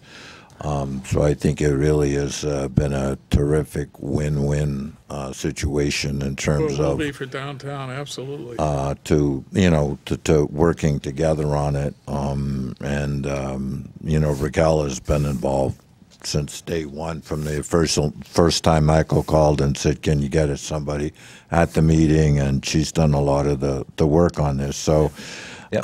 The question really that in part is part of this, if I could, Mr. Chairman, is so this is moving along. They're putting together their schedule for the season, and if it goes along, So and there's some confusion on the part of folks because, like, what you're doing here is you're giving an advisory opinion to the town council as to whether or not this use is consistent with the plan of development, and that's really the only thing you're doing tonight. But then the second question is, well, what would be the approval mechanism you would want for them to get P&Z approval of the use? It was that use before, so you either have saying we need a site plan when it's town-owned, we know what the site is. You need a floor plan, well, okay, they could draw that up for us. And then, is this something you want them to come back and make a presentation to the commission? Would you be comfortable with Michael and myself working on it to grant administrative approval? Or do you actually want to see all of the things that have been talked about here tonight in front of you? So I think, as I would ask for staff guidance, in addition to granting the 824 tonight, is what is it you would want to see so they get their planning and zoning permit? Because the minute they go to the building department to pull their building permit to make the improvements, that would trigger us saying, oh, wait a second, you got P&Z. Right. Are you comfortable delegating that to the planning director consistent with health and public safety? Or do you want them to actually come and make a presentation to the commission? Well, if they come and make a presentation, then the whole town would get to hear and see what was coming and would be getting excited about it, maybe. That'd be a good ad for them. It would. I mean, all I'm concerned about is parking. Any other business that we allow in this town, we require adequate parking. Yes. Yeah. And the reason I'm set on this is this commission, before I got on it, is being accused of creating this very thing with the health district and the tattoo place. The tattoo place says you guys said they could park in the health district's property, and the health district is saying absolutely not. And right, in the such record a of that, feud. Commissioner, I looked that up, and that tattoo parlor gentleman, the person who owns it, said to the Planning and Zoning Commission that he was going to build a parking lot in the rear, which he hasn't built. Yes. There's no rear to build. Yes, there is. There is a place for a parking lot, and the approval of this commission, the approval of this commission was that he put, I think it's 4 or 5 spaces coming off the side. 4 spaces coming off the side street. He never built it, and he conveniently forgot that he never built it and is now saying it was approved without parking, which is not correct. Right. We looked it up for the town manager last week again. One thing that was wrong downtown was we allowed people to use the public parking areas that are down there, for example, across or in back of the old Enfield Press building. There's a big parking lot. Well, we allowed people to say, if they had a business there, to count that as their parking. The problem was nobody ever kept track of how many people you were letting use that as counting as off-street parking for. So things got out of hand, and if you went back and said, well, can you track and see who has the rights to park there so that we can use another lot? And they did that with all the lots, like the lot, I was going to say, next to the old... Polish home down there. Yeah, well, that's the one I was talking about, by the back of the Polish home.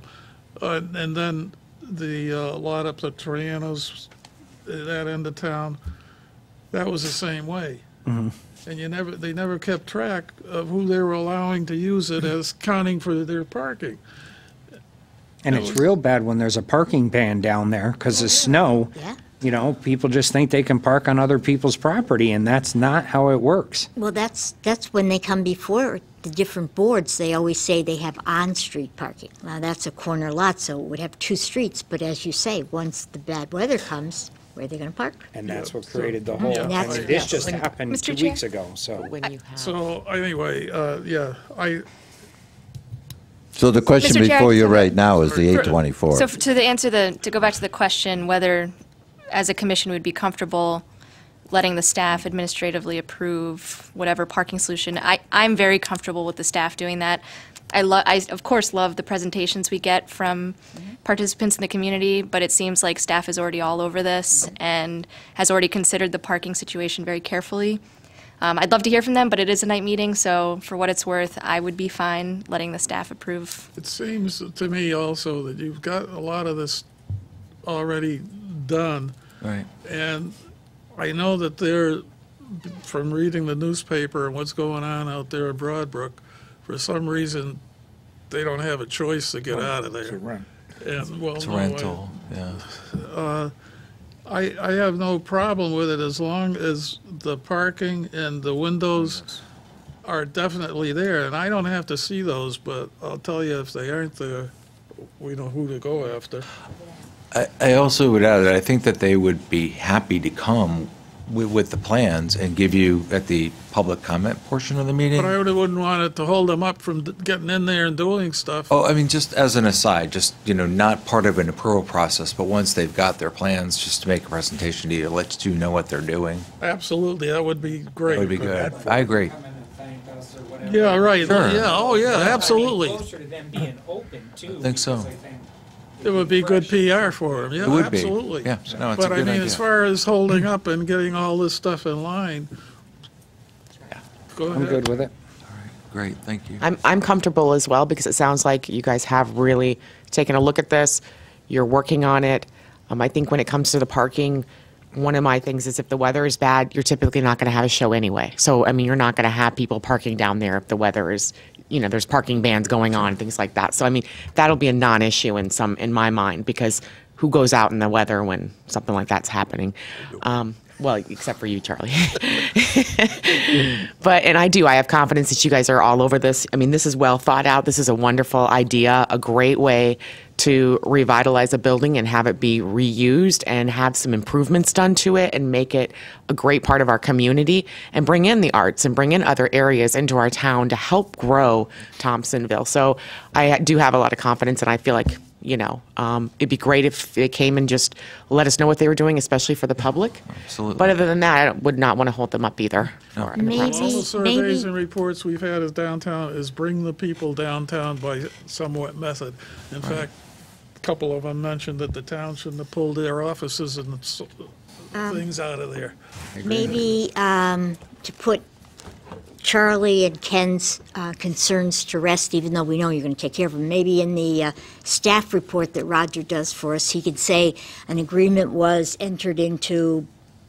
Yeah, that of would take course, care of it. absolutely. And you can have a copy of the agreement. Yeah. There's no problem sharing that. It's a public document. Okay, So- yeah, put that in the Yeah, of file. course. It's just Molina's, because if they don't have permission to use the lot, the people are still going to use it, and that's not fair to Molina's. No, it Who- isn't. And I keep saying Molina's, and I shouldn't. Whoever owns the plaza.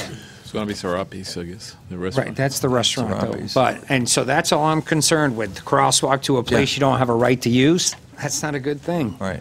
But No, we're working on that agreement. The question was who had the power of attorney for that site. We have that resolved at the moment, so we're in the process of making contact.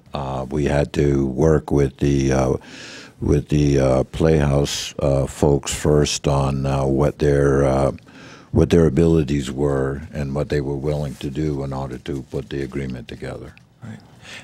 There's one thing I want to add to this because I think it's important and it's germane to this topic, and this is the concern generally about parking in Thompsonville. And, I think it's important for us to talk about this issue because a 0.2 of a mile is nothing. The difference in Thompsonville versus other places, people will walk a half a mile to get to a parking space. And in an area like Thompsonville, we can't expect, it's not State Line Plaza. They're not going to have parking right at the door. So But what we need to be sensitive to, and this is why I'm talking to the chief of police, is that we have to create an environment for people when they're parking at, say, the municipal lot that's near Coronas, so they can walk from there to someplace like Serapes or the theater and feel comfortable. And the first thing is safety. And so having a visual with police on the street is a huge addition to making people feel safe. And then there are design features, you know, the way the buildings are lit and the way the streets are lit. These are all going to be things that we're going to be talking about, because we're not going to be able to have convenient parking for people outside of some of the uses as Thompsonville revitalizes. And that's okay. We just have to be conscious that it's more than just site-specific, it's the entire context. And we're going to get there.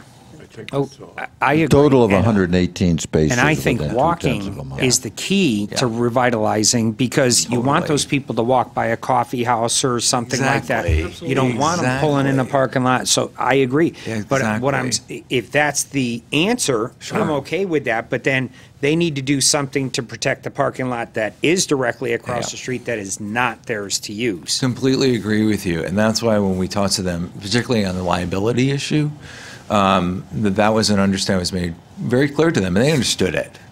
These are fairly easy people to work with. You all The have met owner them. of the plaza would have to probably sign it. Absolutely, and that's the tricky part. But Roger, you got it. Yeah, without going into a whole lot of things, power of attorney is where we're dealing with at that plaza. Yeah. Okay. I did have a thing about the 88. These pictures you got here, is that parking lot right beside that building? Behind What's it back? It's back. It's in back. That's going out to High Street. So this is the front of the building. It's right behind it back here. Okay. But it shows a building here. The ADA could go there. It can, yeah, that's what we're thinking. And so they're right now, they would like to have an entrance off the front of the building. In the back. I don't want an ADA ramp on the Yeah, front there of is that a building. ramp back there, too. So there's an option to go on the side, right, where and there's one in the back, too. There's an elevator on the side, or there used to be an elevator on the, What's that? yeah. No, it's St. Pat's. On the east side, there had been a little elevator, but Huh. it was like a wheelchair elevator. Oh, a wheelchair. Oh, right. I think they replaced that and did a ramp in the back, and we looked at that. But the issue with the ramp in the rear is that goes into what they'll be using as their staging area. So for customers, it's not real appropriate, right, to go that way. So That they're little looking room in at the back the with side, on the Civil east War. side, Checking this ramp here. where they could drive, people could be dropped off and then park. Yes, there is, right over And there here. used to be a Right there. handicap, yeah. Right there There is used the to door be you're a talking about, yeah. lift there. Yep. There you go. Yeah. So maybe it replaced it. They may end up having to do that depending on what the building department tells them. They're meeting with architects and engineers next to get an idea of what exactly is required, and buildings involved in that. I asked building to go to those meetings. I want our staff to be involved at the front of these projects to make sure that they're getting all the answers they need right away. Just know that people that need the handicap spaces sometimes only can walk 25, 50, 100 feet. can't. Oh, absolutely. That kind of parking is important to have in proximity, which is why we maybe need to think about on-street parking to be ADA accessible, which we don't really have right But now. it's good if you can. Yeah, if we can do it, we'll see.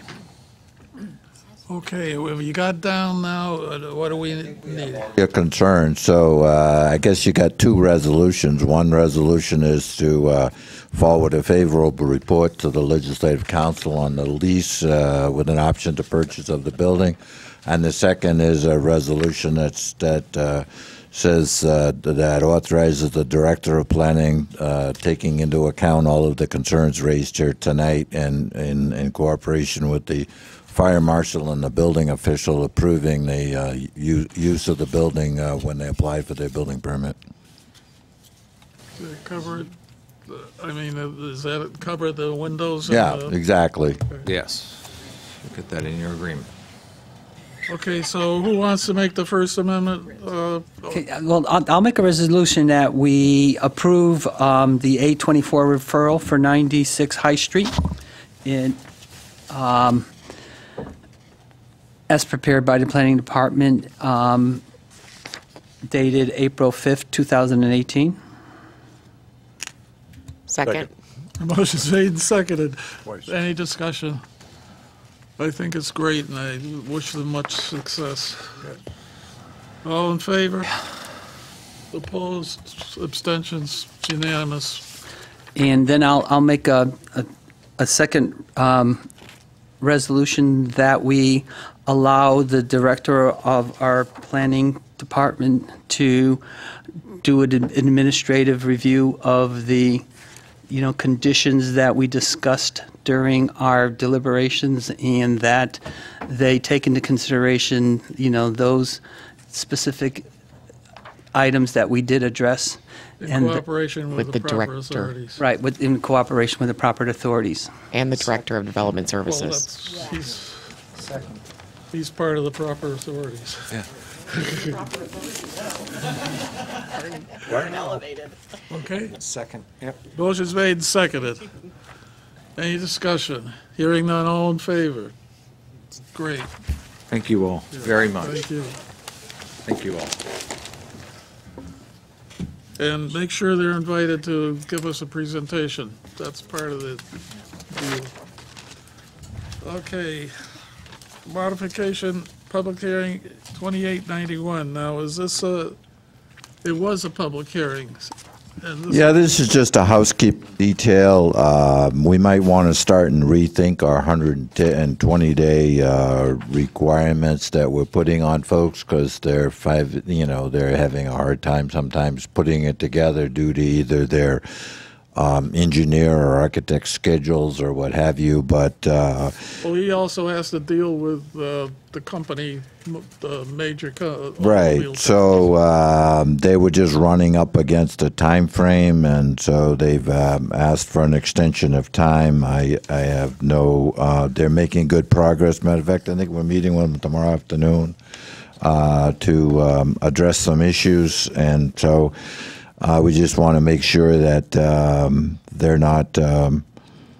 They don't run out of time, and so it's pretty much straightforward. It wouldn't be in this position if we did. I mean, we might want to think of putting 150 days or something else in there in the future, because we're starting to run into some of these. Well, how long of extension you want? Another 120 days? or- What did we ask? What did they ask for, Raquel? 30 days. They wanted 60 days, I think. So give him 60. Well, what? 60 days. They want a 60-day extension. In the Okay. letter, it says 30, so. Oh, 30? We stand corrected. I'd give them 60 to tell you the truth. Give him 60 anyways, what the hell? Give him 60 anyway, then you don't have to come back. Right. Commissioner Gruber will be sitting in for the other missing commissioner, along with Commissioner DeGray. So who's going to make the motion? Mr. Chair, I'll make a motion that we approve the request for an extension of 60 days to file a special permit for public hearing 2891. Second. Motion's made and seconded. Any discussion? Hearing none, all in favor? Opposed? Any abstentions? It's unanimous. Okay, discussion town ordinance and regulations, chapter 38, environment. Yeah, what we wanted to do here is part of the continuing sharing of information and education of various commissions is there, in looking at the town ordinances, there are sometimes conflicts and sometimes there aren't. But so if you look at chapter 38, which I passed out for you, it just talks about the Aquifer Protection Agency, which is this agency, and so gives you some idea of what the town council said your authorities are, and your authorities are really derived from the Connecticut General Statutes. So there's one little odd, and then on Conservation Commission as well, since they have been very active lately and coming before the commission. I mean, some folks asked what is their actual responsibilities. So this is the what the town ordinances says, and then we give you tonight a handout of what the state statute says the Conservation Commission can do. The Conservation Commission is to undertake studies and to advise various boards on conservation issues. If you had any questions on that, I believe you gave that out tonight, Raquel, right? So you should have that. And then the one that's a little funky is Article 3 is, according to our local ordinance, there's a flood and erosion control board that is the town council. And that's really odd because the flood and erosion responsibilities under Connecticut state statute belong with this commission. So we might want to suggest to the town council that they do away with themselves as the flood and erosion control board. Isn't erosion control handled also by wetlands? Well, no, not erosion. Flood and erosion is both between erosion and flood. On both ends are planning and zoning. The Wetlands Commission reviews the impact on wetlands and waterways, but not flooding or erosion. I mean, obviously, in looking at it, you're going to look at them, so there's some overlap. There is a section. But in years wetlands. ago, there used to be flood and erosion control boards, and apparently Enfield designated the town council as the flood and erosion control board. So this is part of our whole, as part of, actually, it comes out of the transit-oriented development as well. We're trying to look at all of our regulations and line them up and streamline them wherever possible. And then Chapter 42, there was recently, this commission had the opportunity to grant a flood permit, and I was asked, well, what exactly is a flood permit? So in that in mind, we gave you Chapter 42 of the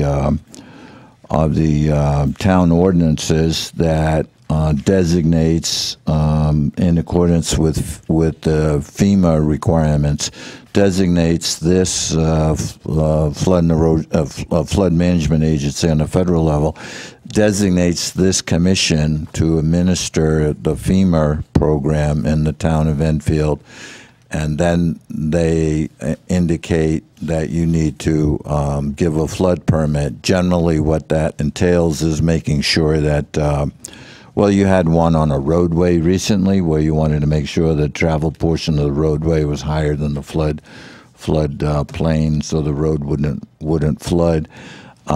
More often comes into effect if somebody wants to build something that would be in a floodplain, and that would have, the livable portion of it would have to be elevated. So it's it's given out as for your information. And we can, answer any questions or follow up on it as you wish. So I didn't intend to discuss it any more than the. With all you have to do and are doing, especially like we may end up, and I don't know how many more years, we got the conservation development should be redone. Well, conservation and development, and we got a lot of it because as we're going through our zoning, I mean, we're focusing on Thompsonville, but many of your zoning districts are not in keeping with your plan of conservation and development. Isn't that coming up again shortly? Yeah, well, it's every 10 years, and so it was. We need to start on it right after we reconciled that with our zoning map. Yeah, right after we. Right after we finish up in Thompsonville. Well, I have another thing to throw at you because we've asked for this too. On page 1 of Chapter 38, the environment inventory of land use. I requested that. That's never been done. We have no idea what's on these aquifers. You mean in terms of the uses, any Says uses in that order would to be carry over out the purpose of the aquifer? Aquifer Protection Program. Right. The agency will conduct an inventory of land use within that area to assess the potential contamination. And we got one big, especially the one in North Thompsonville that goes up into Massachusetts. I mean, that's a huge one. I don't know what's up there, and I live up there. And how many people dump fertilizer and chemicals on their lawns to make them green, and my neighbor makes me crazy. And yeah, there's a brook that runs right by you, Well, it's underneath. It's covered I now. know, yeah, but. It's a Right, covered and, brook. and your aquifer protection regulations are also not consistent know. with the latest state statutes. So as part of the whole aquifer there are protection, some we people that need are to gonna come update the in. aquifer protection regulations.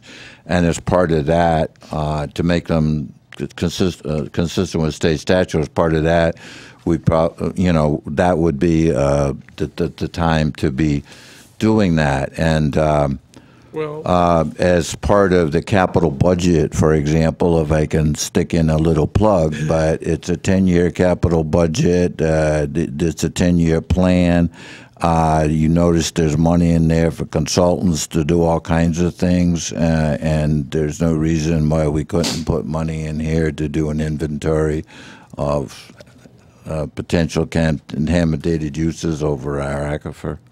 Yeah, because we really don't know. Yeah, so I mean those are the types of things that I think And I know two gas stations. we that got are to in have a conversation Massachusetts about. did contain And then in it up there. Thompsonville, I mean, in the capital budget, we should have money for the demolition of some properties and for the acquisition of others.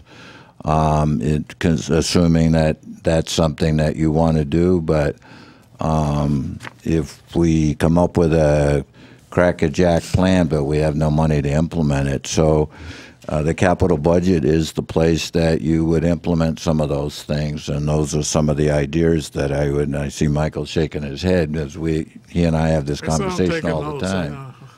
So I have a question about these. You've identified a bunch of areas where the ordinances are not up to, or ordinances say that there are commissions that are not really meeting or doing anything, and that our regulations aren't up. And I know it came about because the transit-oriented development consultant identified.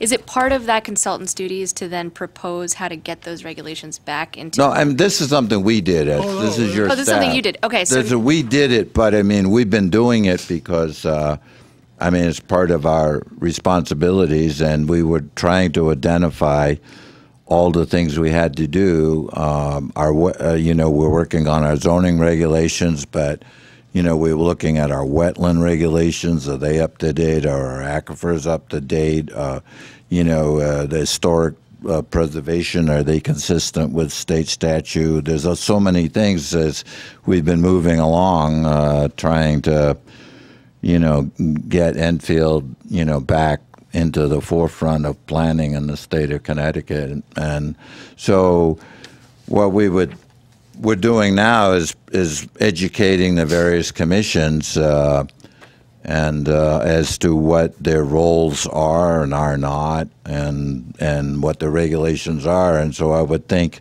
that we would take the next thing we'd do is we would make the town attorney aware that the municipal code is not sufficient, and have conversations, involving Michael and others and whoever comes in as town manager, and Another figure of out my how to concerns, address too, it. There's a lot of business owners that are doing business out there that are near aquifers that never registered when they had the chance, and therefore they're out of the picture now if they ever came back in for expansion. Well, what happens is anytime somebody comes to our attention, then we look up as to whether they're over an aquifer, and then we ask them to register, because the oddity of the state statute is it says everybody has to register, and the municipalities have to make them aware. The town of Enfield did make everybody aware, but there's no penalty if they don't come in and register. So They couldn't, I thought they couldn't therefore, after that, register. Oh, yeah, they can. And so like our own Department of Public Works last year registered the Public Works yard and then came back the following month for a salt, to build a facility for salt, and then this year came in for the truck wash. So as somebody is made aware that they're over an aquifer, then they have to come in and register, and there's no penalty that they didn't. So from a business person's standpoint, I thought why it would you was- run down to town hall and register? Hawthorne's came in, and I thought they were told at the time that we were told that if they didn't register at that time, that they lost their right to do whatever they were doing on that property. The grandfather, they would lose the grandfather Yeah. clause or whatever. Right, yeah. Well, but there's a loophole because we didn't do something at the time? Well, I don't know about that, sir. That's the first time I've heard about that, and I wouldn't want to like opine on it without looking that up and finding out, getting more information. But it's my understanding that if whatever they wanted to do, they could register and file an application under that registration. So then the question becomes is whether that's an allowed use now or it was a grandfathered use. So that we would have to sort that out on an individual case basis. But let me research it for you, All sir. right, I don't know. I thought that they were out of luck if they had. Charlie, Yes. didn't your group approve Family Ford after they had that back lot, and they had never been approved for aquifer protection back there before? They can't use that back lot. No, I thought you approved them. Oh, no. No, what we did is we amended the regulation and they could come in and apply, but they've never come in and applied. Oh, That's in, okay. that's over, that's either. We a set it, we flood teed it up for them. Yeah. So they could come in and apply. And at various times, they've indicated they will be coming in soon, but they haven't done it yet. Okay. They were I parking, watched on TV, and I thought it was Yeah. a done deal. because they Well, you know, it was one of those regulation changes which it wasn't designed for them, but everybody said that's what it's for. No, it isn't. That was not to be used. I think it's in a floodplain because that road, what's the name of it? That road floods anyway. Right, it does. Cranbrook, right, Yeah. yeah. That whole area floods. That's why they aren't supposed to park there. How much difficulty would it be for us to get copies of the FEMA maps? Of the flood? The FEMA maps, they don't print them anymore, they're online. We went through this ourselves, and there are no paper copies of FEMA maps. I mean, this says they're there, I don't. Yeah, they're online, and so we go and print them out. So it would be quite expensive for us to plot them all out and make copies for everybody. If you're near Don't do it my if it's a big daughter, aggravation. Yeah, Oh, I could. because she had to increase her. because I wanted to put them up on the wall in the office one day, and I ran into that issue. Okay.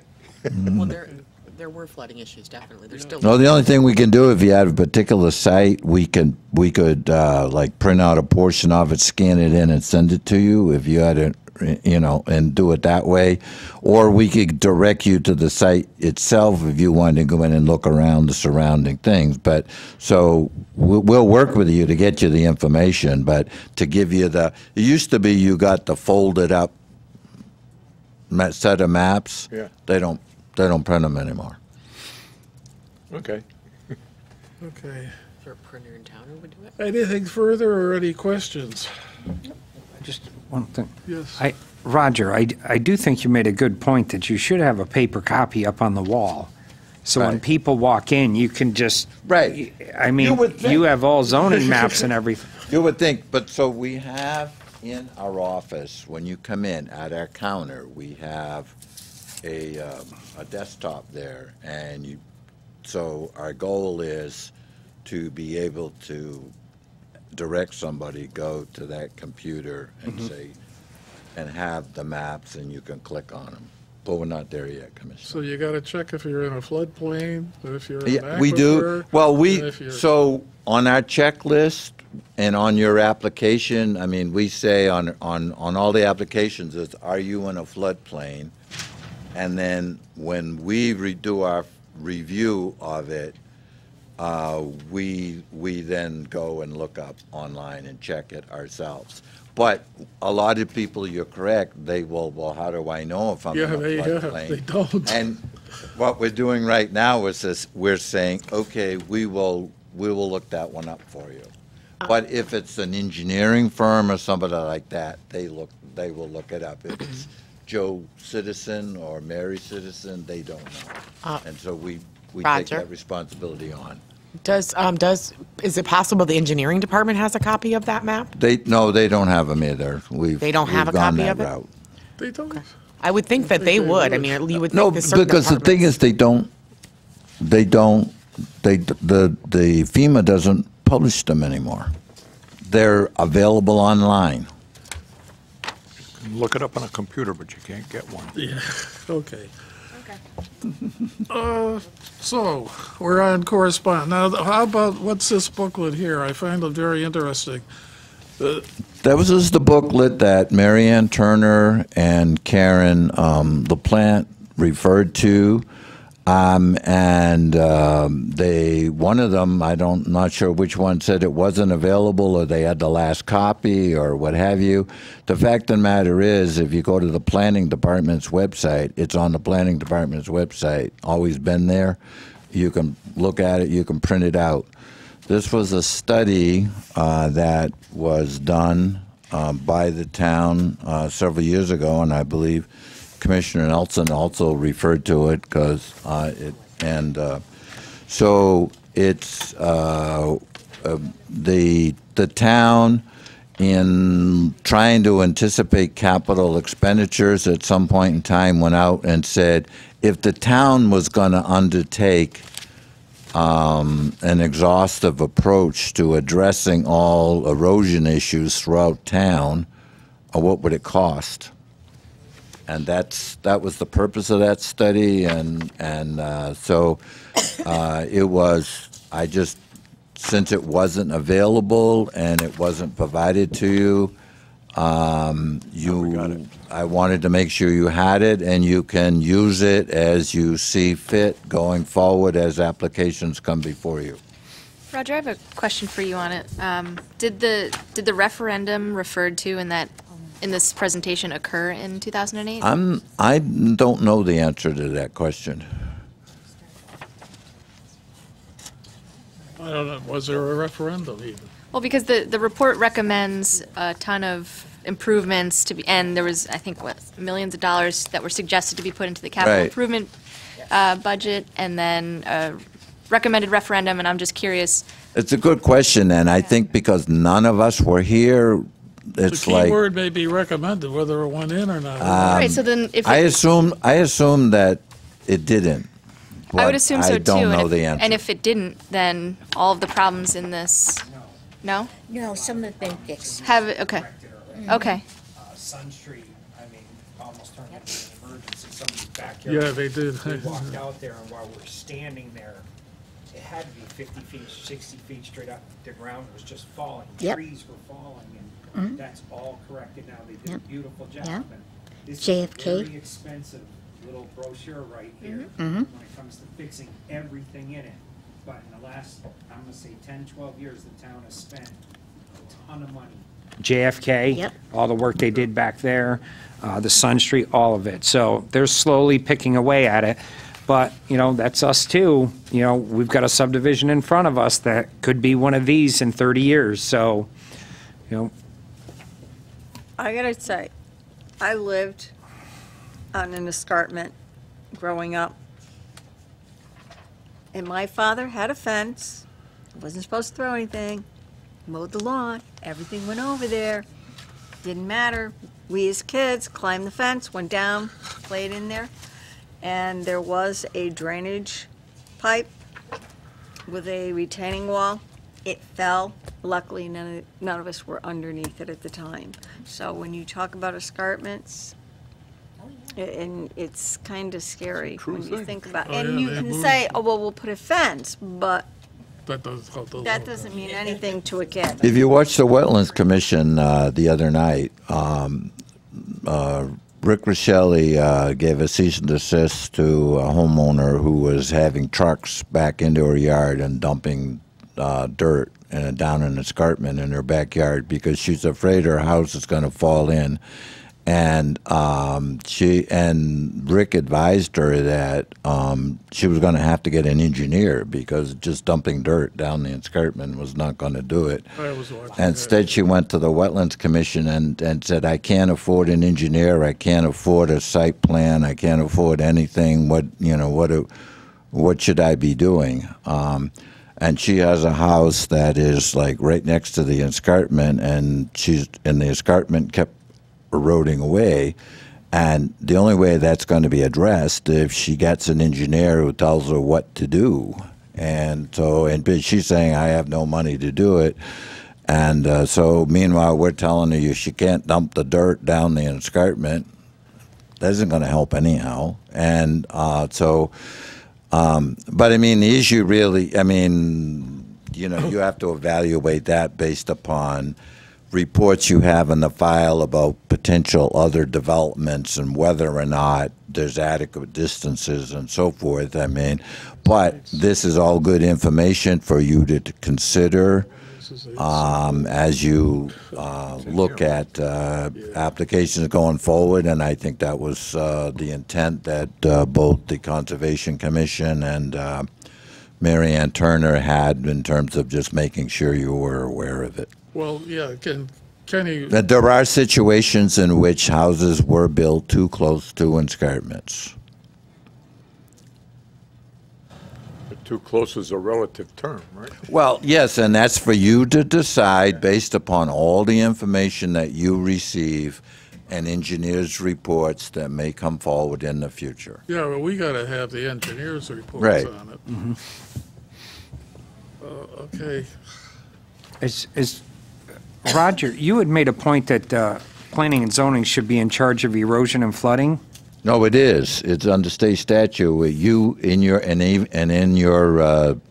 zoning regulations, you have a requirement that applicants file soil and erosion control plans, which are part of the set of drawings that you get every. Right, but we're not responsible to deal with issues like in this program. No. I was going to say, there's no way. The only way you're control the funding. responsible is by responsibly reviewing applications before you. Okay, thank you. Go. But the town has a flood and erosion control board that is the town council, which does not meet. Or we don't know, well. So Which- that is something to consider. They fix our mistakes. Yeah. Right. That's the bottom line. 50 years ago, this board right here is responsible for a lot of these issues. Oh, sure. Well, one of them, no, it was a judge because Well, it was totally hands-off of that development. That's the And one that the our lady engineers did couldn't go before out there, wetlands. they couldn't suggest, P and Z was the same thing, hands-off. It was- Neylands Road? Roger, you brought up wetlands at the meeting Yeah. with the erosion thing. Staff might want to do a. I very- should have deferred to you. I'm sorry, No, Commissioner, no, realizing that you're I a was just wetlands going commissioner. to say that staff might want to do a very clear memo on what happens when you do disregard escarpments and the purpose of escarpments and what you have to do to protect what's there. Right. I actually found a brochure of that effect that was put together by the planning department some years ago and mailed to every household in Enfield. So, it's still on our website. It's called Terrace and Escarpment Slopes Protecting Your Property Against Slope Failure. So we could probably publicize it a little bit more. Perhaps some of them don't understand the importance. When something's being eroded in your backyard, first thing you think of is throw something in to fill the space that just left. And That's But that not the kind right of thing. leads to, Right. she had been doing that when she bought the house, it was 5 feet, now it's 3 feet. So we can make that available to you. So, Mr. Chairman, is it time to move on to Director of Planning's report, or? Well, correspondence, you have this zoning practice, and was this put in because this type of thing is before us now? No, it's just happened to be what was featured this month. Because I was reading,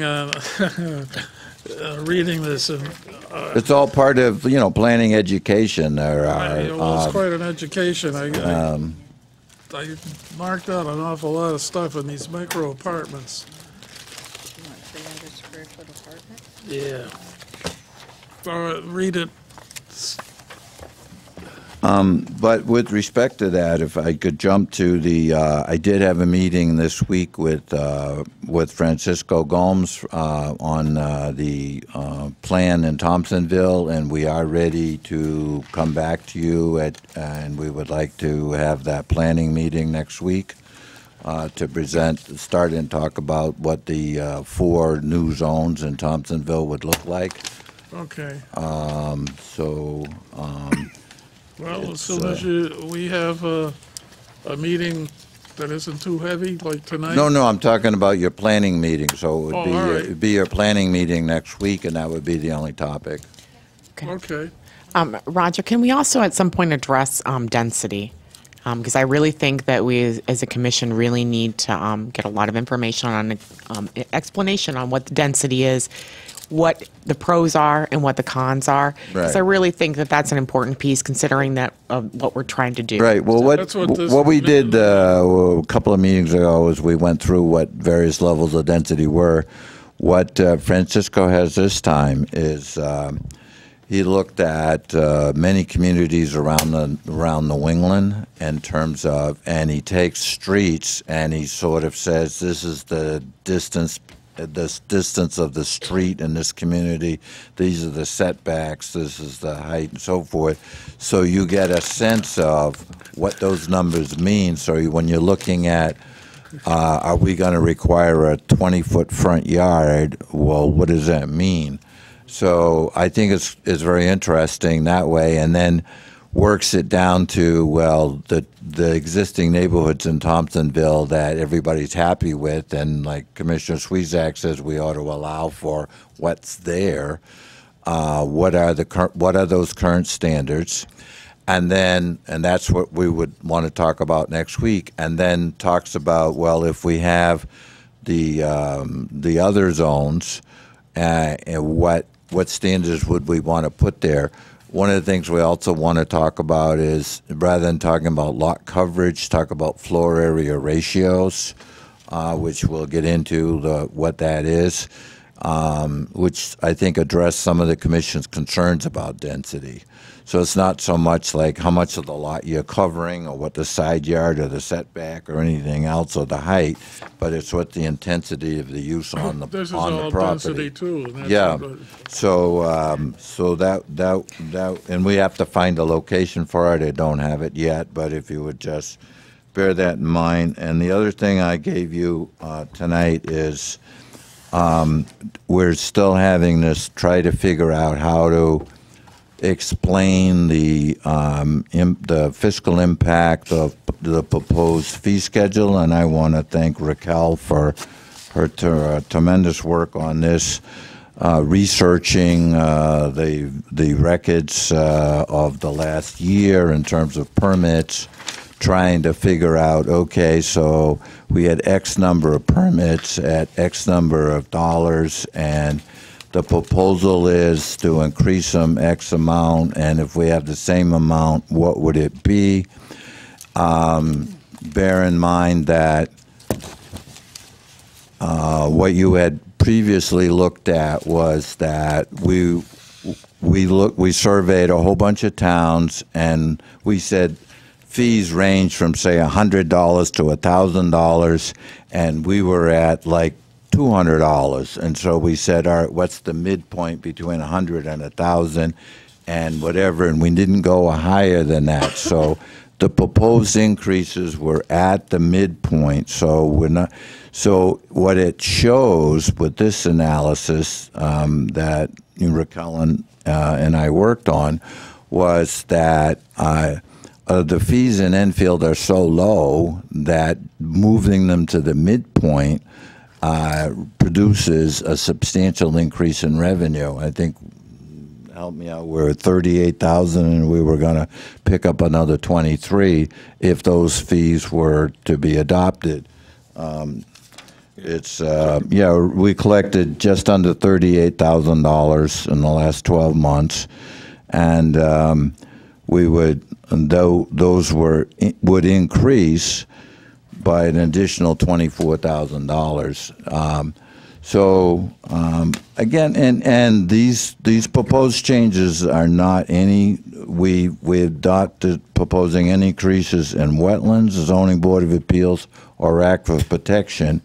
And a lot of and people don't understand that the town of Enfield eliminated a standalone zoning permit if you're going in for a building permit. So if you go in for a building permit and you didn't have to come through P&Z, there's no separate zoning permit. And many communities, you first go to the zoning office, you pay a fee there, you get your zoning permit, then you take your zoning permit and go to building permit. And the town eliminated that step, which I think is a good one because it streamlines it, but there's no additional fee collected there. So the staff of the planning office is reviewing about 800 permits that are filed in the building permit, and we're reviewing them for zoning and wetland compliance, and there's no fee collected. So that's another thing that people have to bear in mind. That there's many instances in which, people are given the benefit of the doubt. And one of the new fees on here is that oftentimes appraisers or banks want all kinds of research done, and there's no fee charged for that. And so most communities do charge for that. So we have so we're saying we're going from zero to additional amount of money. So I hope that this is a way to try to explain it a little bit better. Nobody likes to raise fees, but I do think that that they could be adjusted. So I'm just providing that to you. If you have any other suggestions on how we can make that clearer so people can understand it. And that's, again, and I thank Raquel for her hard work on that. Roger, I believe several years ago when we did away with the zoning permit and then put it through the building department, we did a substantial increase on the building department fees that would cover the cost. Am I correct, Jenny? Yeah.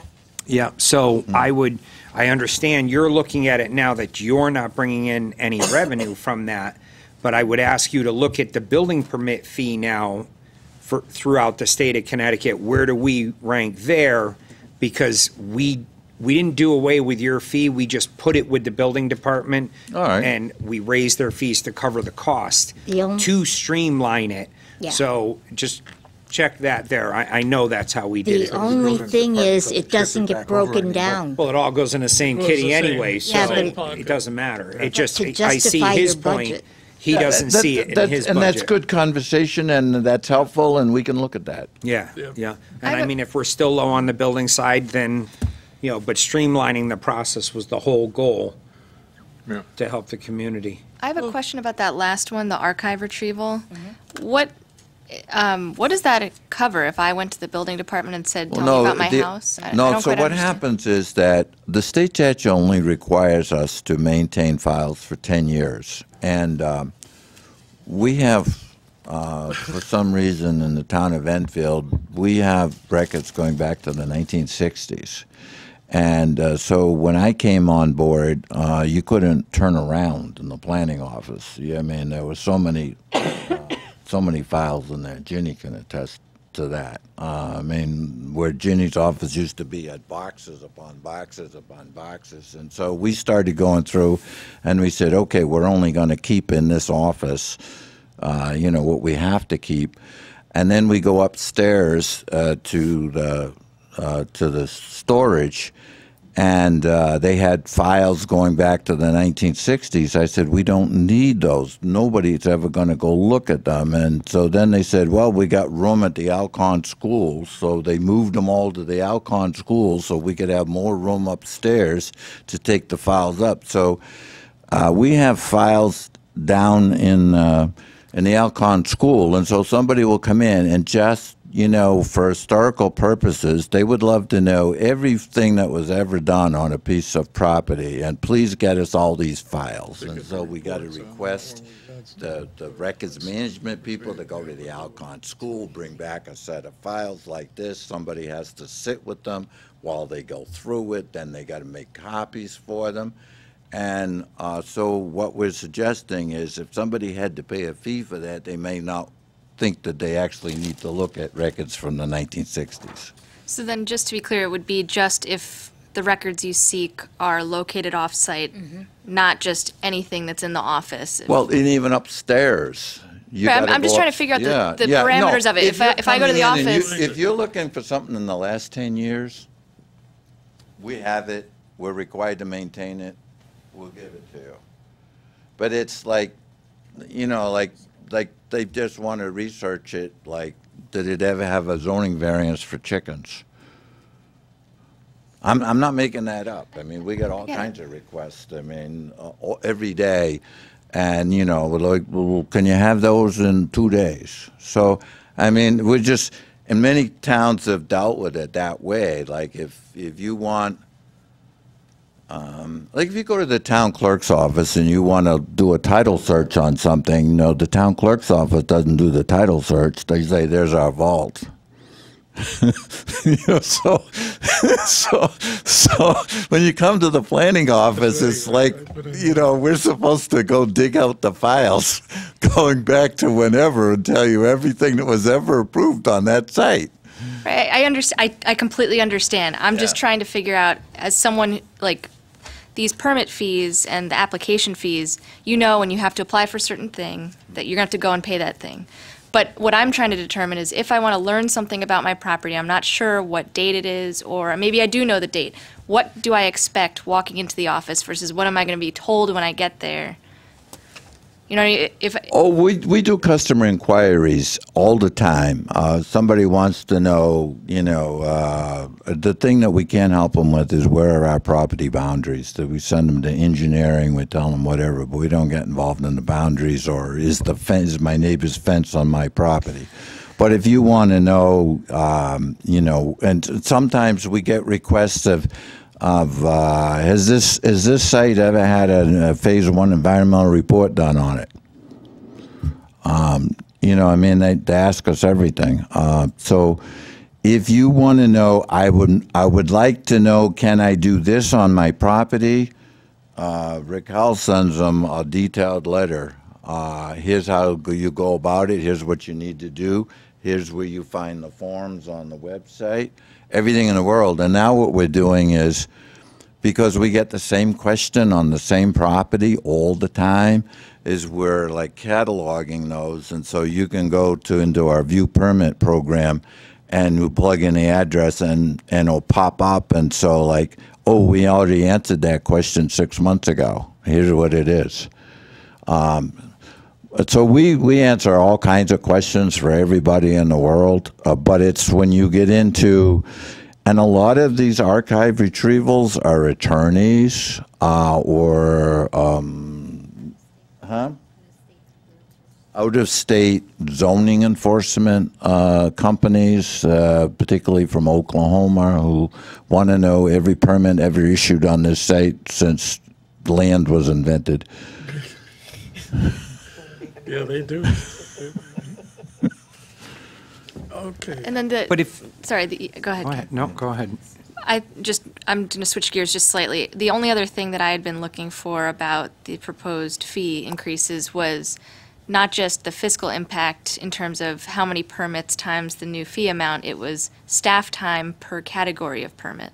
And that was sort of, in my opinion, what would drive a change of fee. If staff time is spent a lot on one type of permit, and even if it's in the median of what other towns charge, but our planning department tends to spend a lot of time on it, maybe you tend to increase My the only fee. answer on that is you will never recover from fees your staff cost. It's not going to be a complete cover, but Yeah. my question was more geared towards, can we at least have a fee schedule that approximates or is related to the amount of time? Well, I think in staff- some ways you do, because your special permit fees are higher than your site plan fees because your special permits require advertising.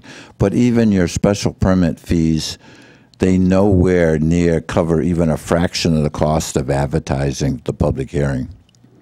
And then, The bills that we pay to the Journal Enquirer are astronomical, and that's why there's a bill in the legislature every year to do away with the requirement for public advertising. they haven't done anything. And there's always a bill that says the town could just post it on their website, and then the newspaper lobby goes against it. But They'd be your fees will never recover the cost of the staff time, but they certainly can help. I don't know how Manchester pays for them. They take full page. You all set? So if the state requires us to keep the records for 10 years, can you destroy the records after 10 years? All you have to do is you have to write a letter to the state records administrator and say we have the following records, and we would like permission to dispose of them, and they write back and give you permission. And also, one of the things we've done is if you're not the primary record holder of those things, you don't have to. So if you've got a planning book that you have, that's not something that was generated in your office. You don't have to maintain that. Or if there are finance records, like payroll records, and those payroll records exist in some other office, you don't have to retain that. But the town of Enfield tends to retain everything. Absolutely, Roger. I mean, I built a house 20 years ago, come in the town building department, and they have the blueprint upstairs. Yeah. And for a business owner who uses those services, it's huge. Yeah. But the cost of the town to do stuff like that is also huge. And if we're only required for 10 years to keep those documents, then I think, we should discuss from that point, from that 10-year mark on, it's a benefit that we have those records, and, it's going to cost money to go get them. And, it's got to, if attorneys are doing it and contractors are doing it, the public shouldn't be paying for this for the professionals to go in and use up your time. They should have to pay for it. And I'm one of those people. Sarah's an attorney. It's, so I really think if you could put a number together, I mean, how much does it cost the archive guys to go there and pull these documents? And so that's why we suggested a $50 fee to pull an archive. Flat $50 fee. Flat $50 fee. And, Cheap. It is cheap, but I mean, it's something that. It's cheap, but it was sort of like getting the camel's nose in the door. Yeah. Like, Well, and also, you'd be surprised. Oh, it's going to cost me $50? Well, maybe I don't need Right. that. Oh, I don't need that blueprint that bad, No, I know at one time they had so much records up there, they had all the dumpsters out back. But here's another thing. Like when an applicant, you approve something, and then we ask the applicant to give us like 5 sets of drawings, and Rich signs some of them, I sign some of them, so forth. Okay, in this building, we have 5 sets of drawings. Why? They have a set in the building department, they have a set in the engineering office, they have a set in the assessor's office, some are filed in town clerks, they have our set. And then the question is, well, what was the approved set? And the fire marshals have their plans off-site. So I've been advocating for a year now that we have one set of paper plans in a central location. We know where it is, and we have a digital Storage portal, office, yeah. and that when we get after Rich signs off on all those plans, we put them in a digital portal. So Mike Cirillo's sitting in his office and he's wondering, well, what were the final approved plans for whatever? Right. He can go get it. Right now, he's like, oh, well, who has those plans? Right. What were they? And it's just. Where are they? It's a push of a button 20 years from now. Yeah. To find a blueprint from today. Where right now, trying to find a blueprint 20 years ago. And the takes- only concern that people have is, okay, we store them in one format, and then 20 years ago, you know, like the whole issue of you took your kids' movies in one format, and now where do you play them? Can I bring you back? So if we get a technology guy sitting over here, could help us I don't maybe know with where that. We're supposed to be on commissioners' correspondence, but I don't know where we got to. But we got to directors. Yeah, we did. Ahead, so. I only have one other item, Mr. correspondence. Chairman, and that is on administrative approvals. I have, whenever you want to get to that. Yes, I Any do. commissioners' correspondence? Yes, I do. Okay, go ahead. Okay, no, I lost it.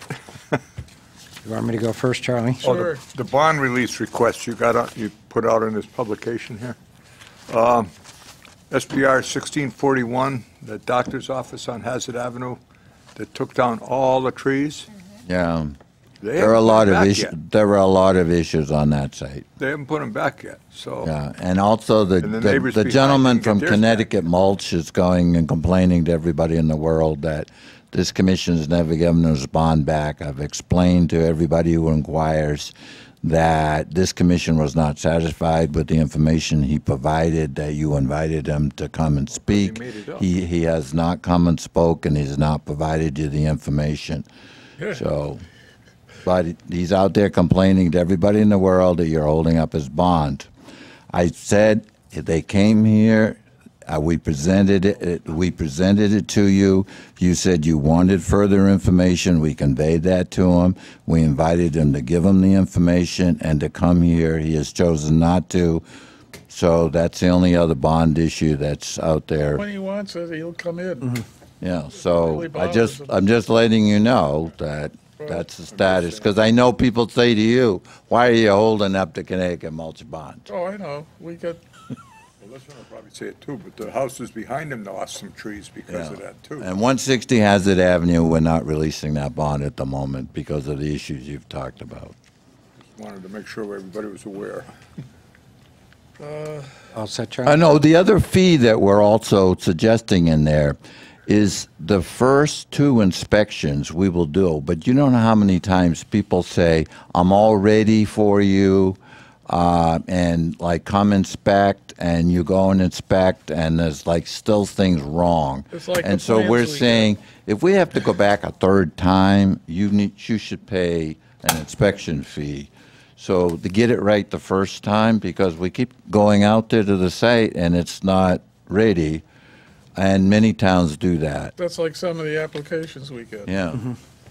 Okay,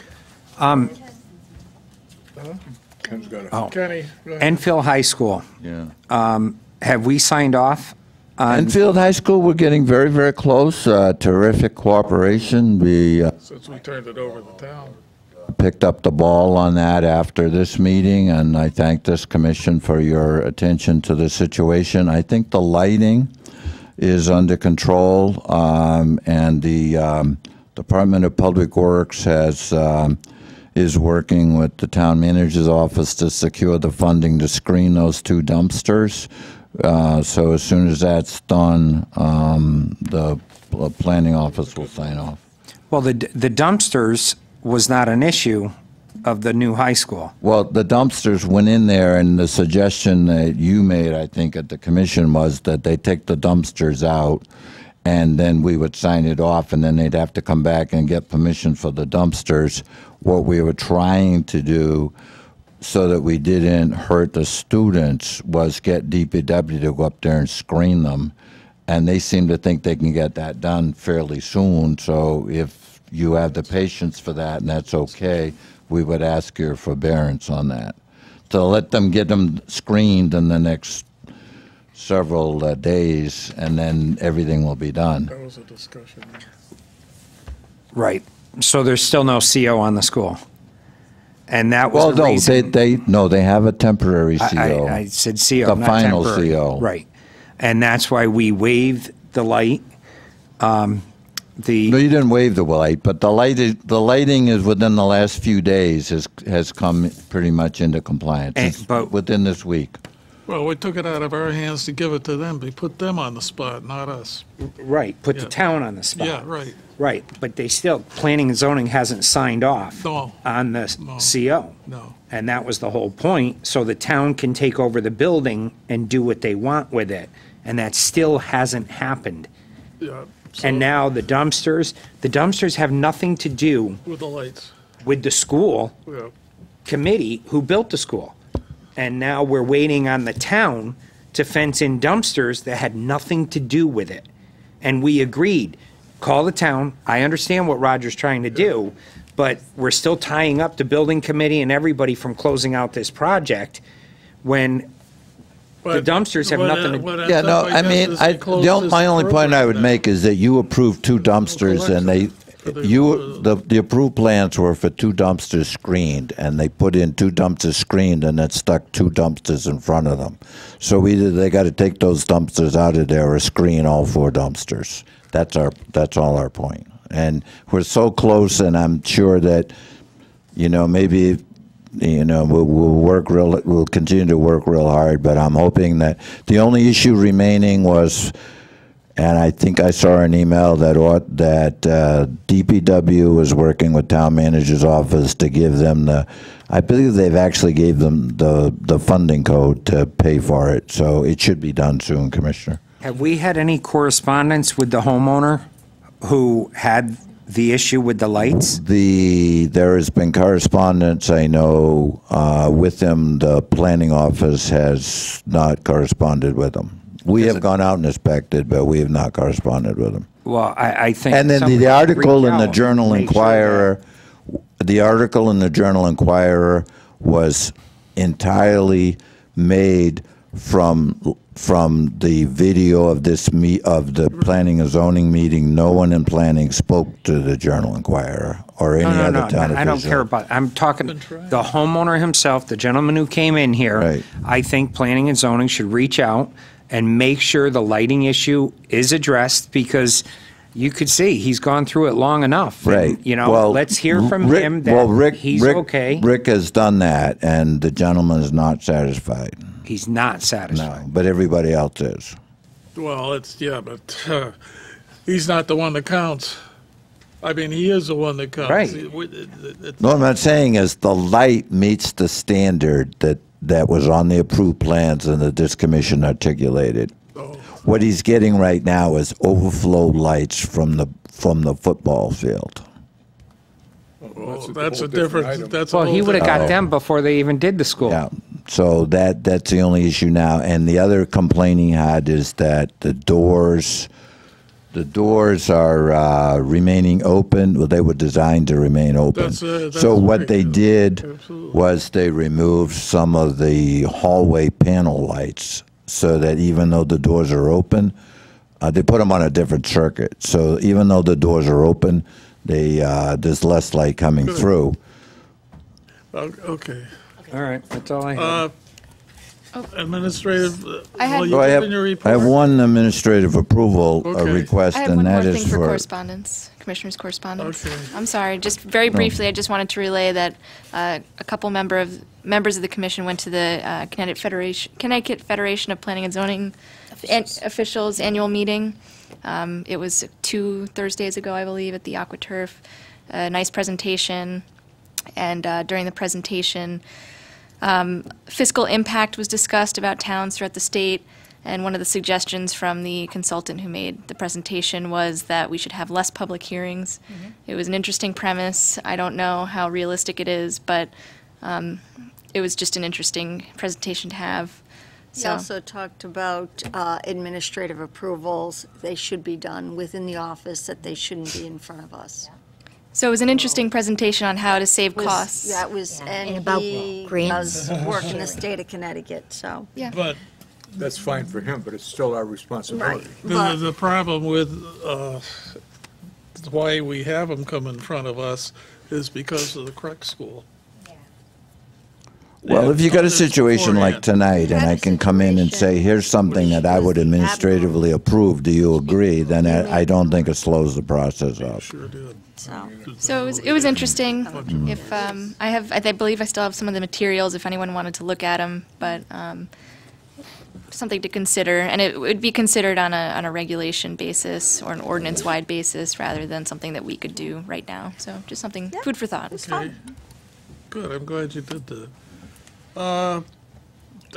You have another something? Or Yeah, I have on 95 Raffia Road, you approved a site plan for there within the last couple of years. It was for a Dunkin' Donuts, so we have a recent site plan. It's an empty unit in that plaza. It has been vacant, and we have an application for a unisex hair salon. We have a floor plan. So Dunkin' Donuts never went in? No, Dunkin' Donuts is there, but I just mentioned the Dunkin' Donuts to say that we have a recent site So plan. you're talking Raffia Plaza? Raffia Plaza, they have an empty unit, a hairdresser wants to go in, it's an allowed use, we have the narrative, hours of operation, we have a floor plan. I would request permission to sign it off in All in cooperation favor with of the fire administrative marshal. approval? Sure. Any opposed? Good. Done. What else you got? You hope. Raquel is just asking who made the motion on that. I made that motion. Okay, I second it. very good. Okay. Thank you. Nothing, I like that list of applications that you sent to be received or that are in the pipeline. Yeah. It looks like we got a lot of work if people. Right, and for 2 weeks from tonight, on the 19th, we would have a liquor store in the Big Y Plaza, and we would have a second driveway request at 61 Pleasant Street. Mayfield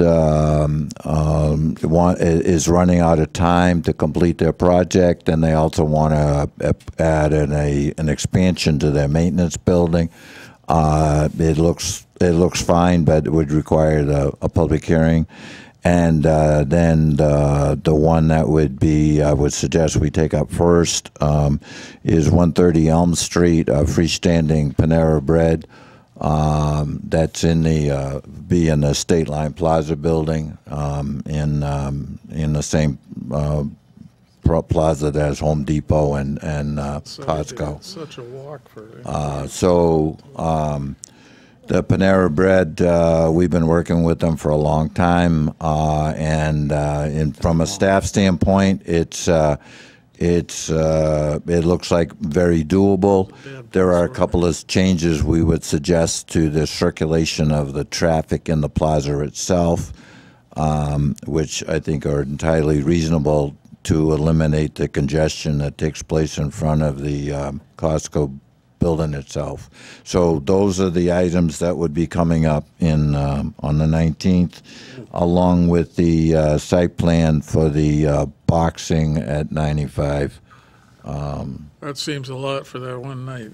It is a lot, but I think some of them are short.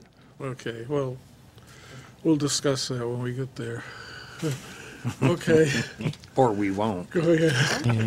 The Pride application, we reviewed it. It's deficient. It's not consistent with your regulations. It's the bad news I told them today. But the good news is that staff believes that with some rearrangement of that site plan, it could be accomplished.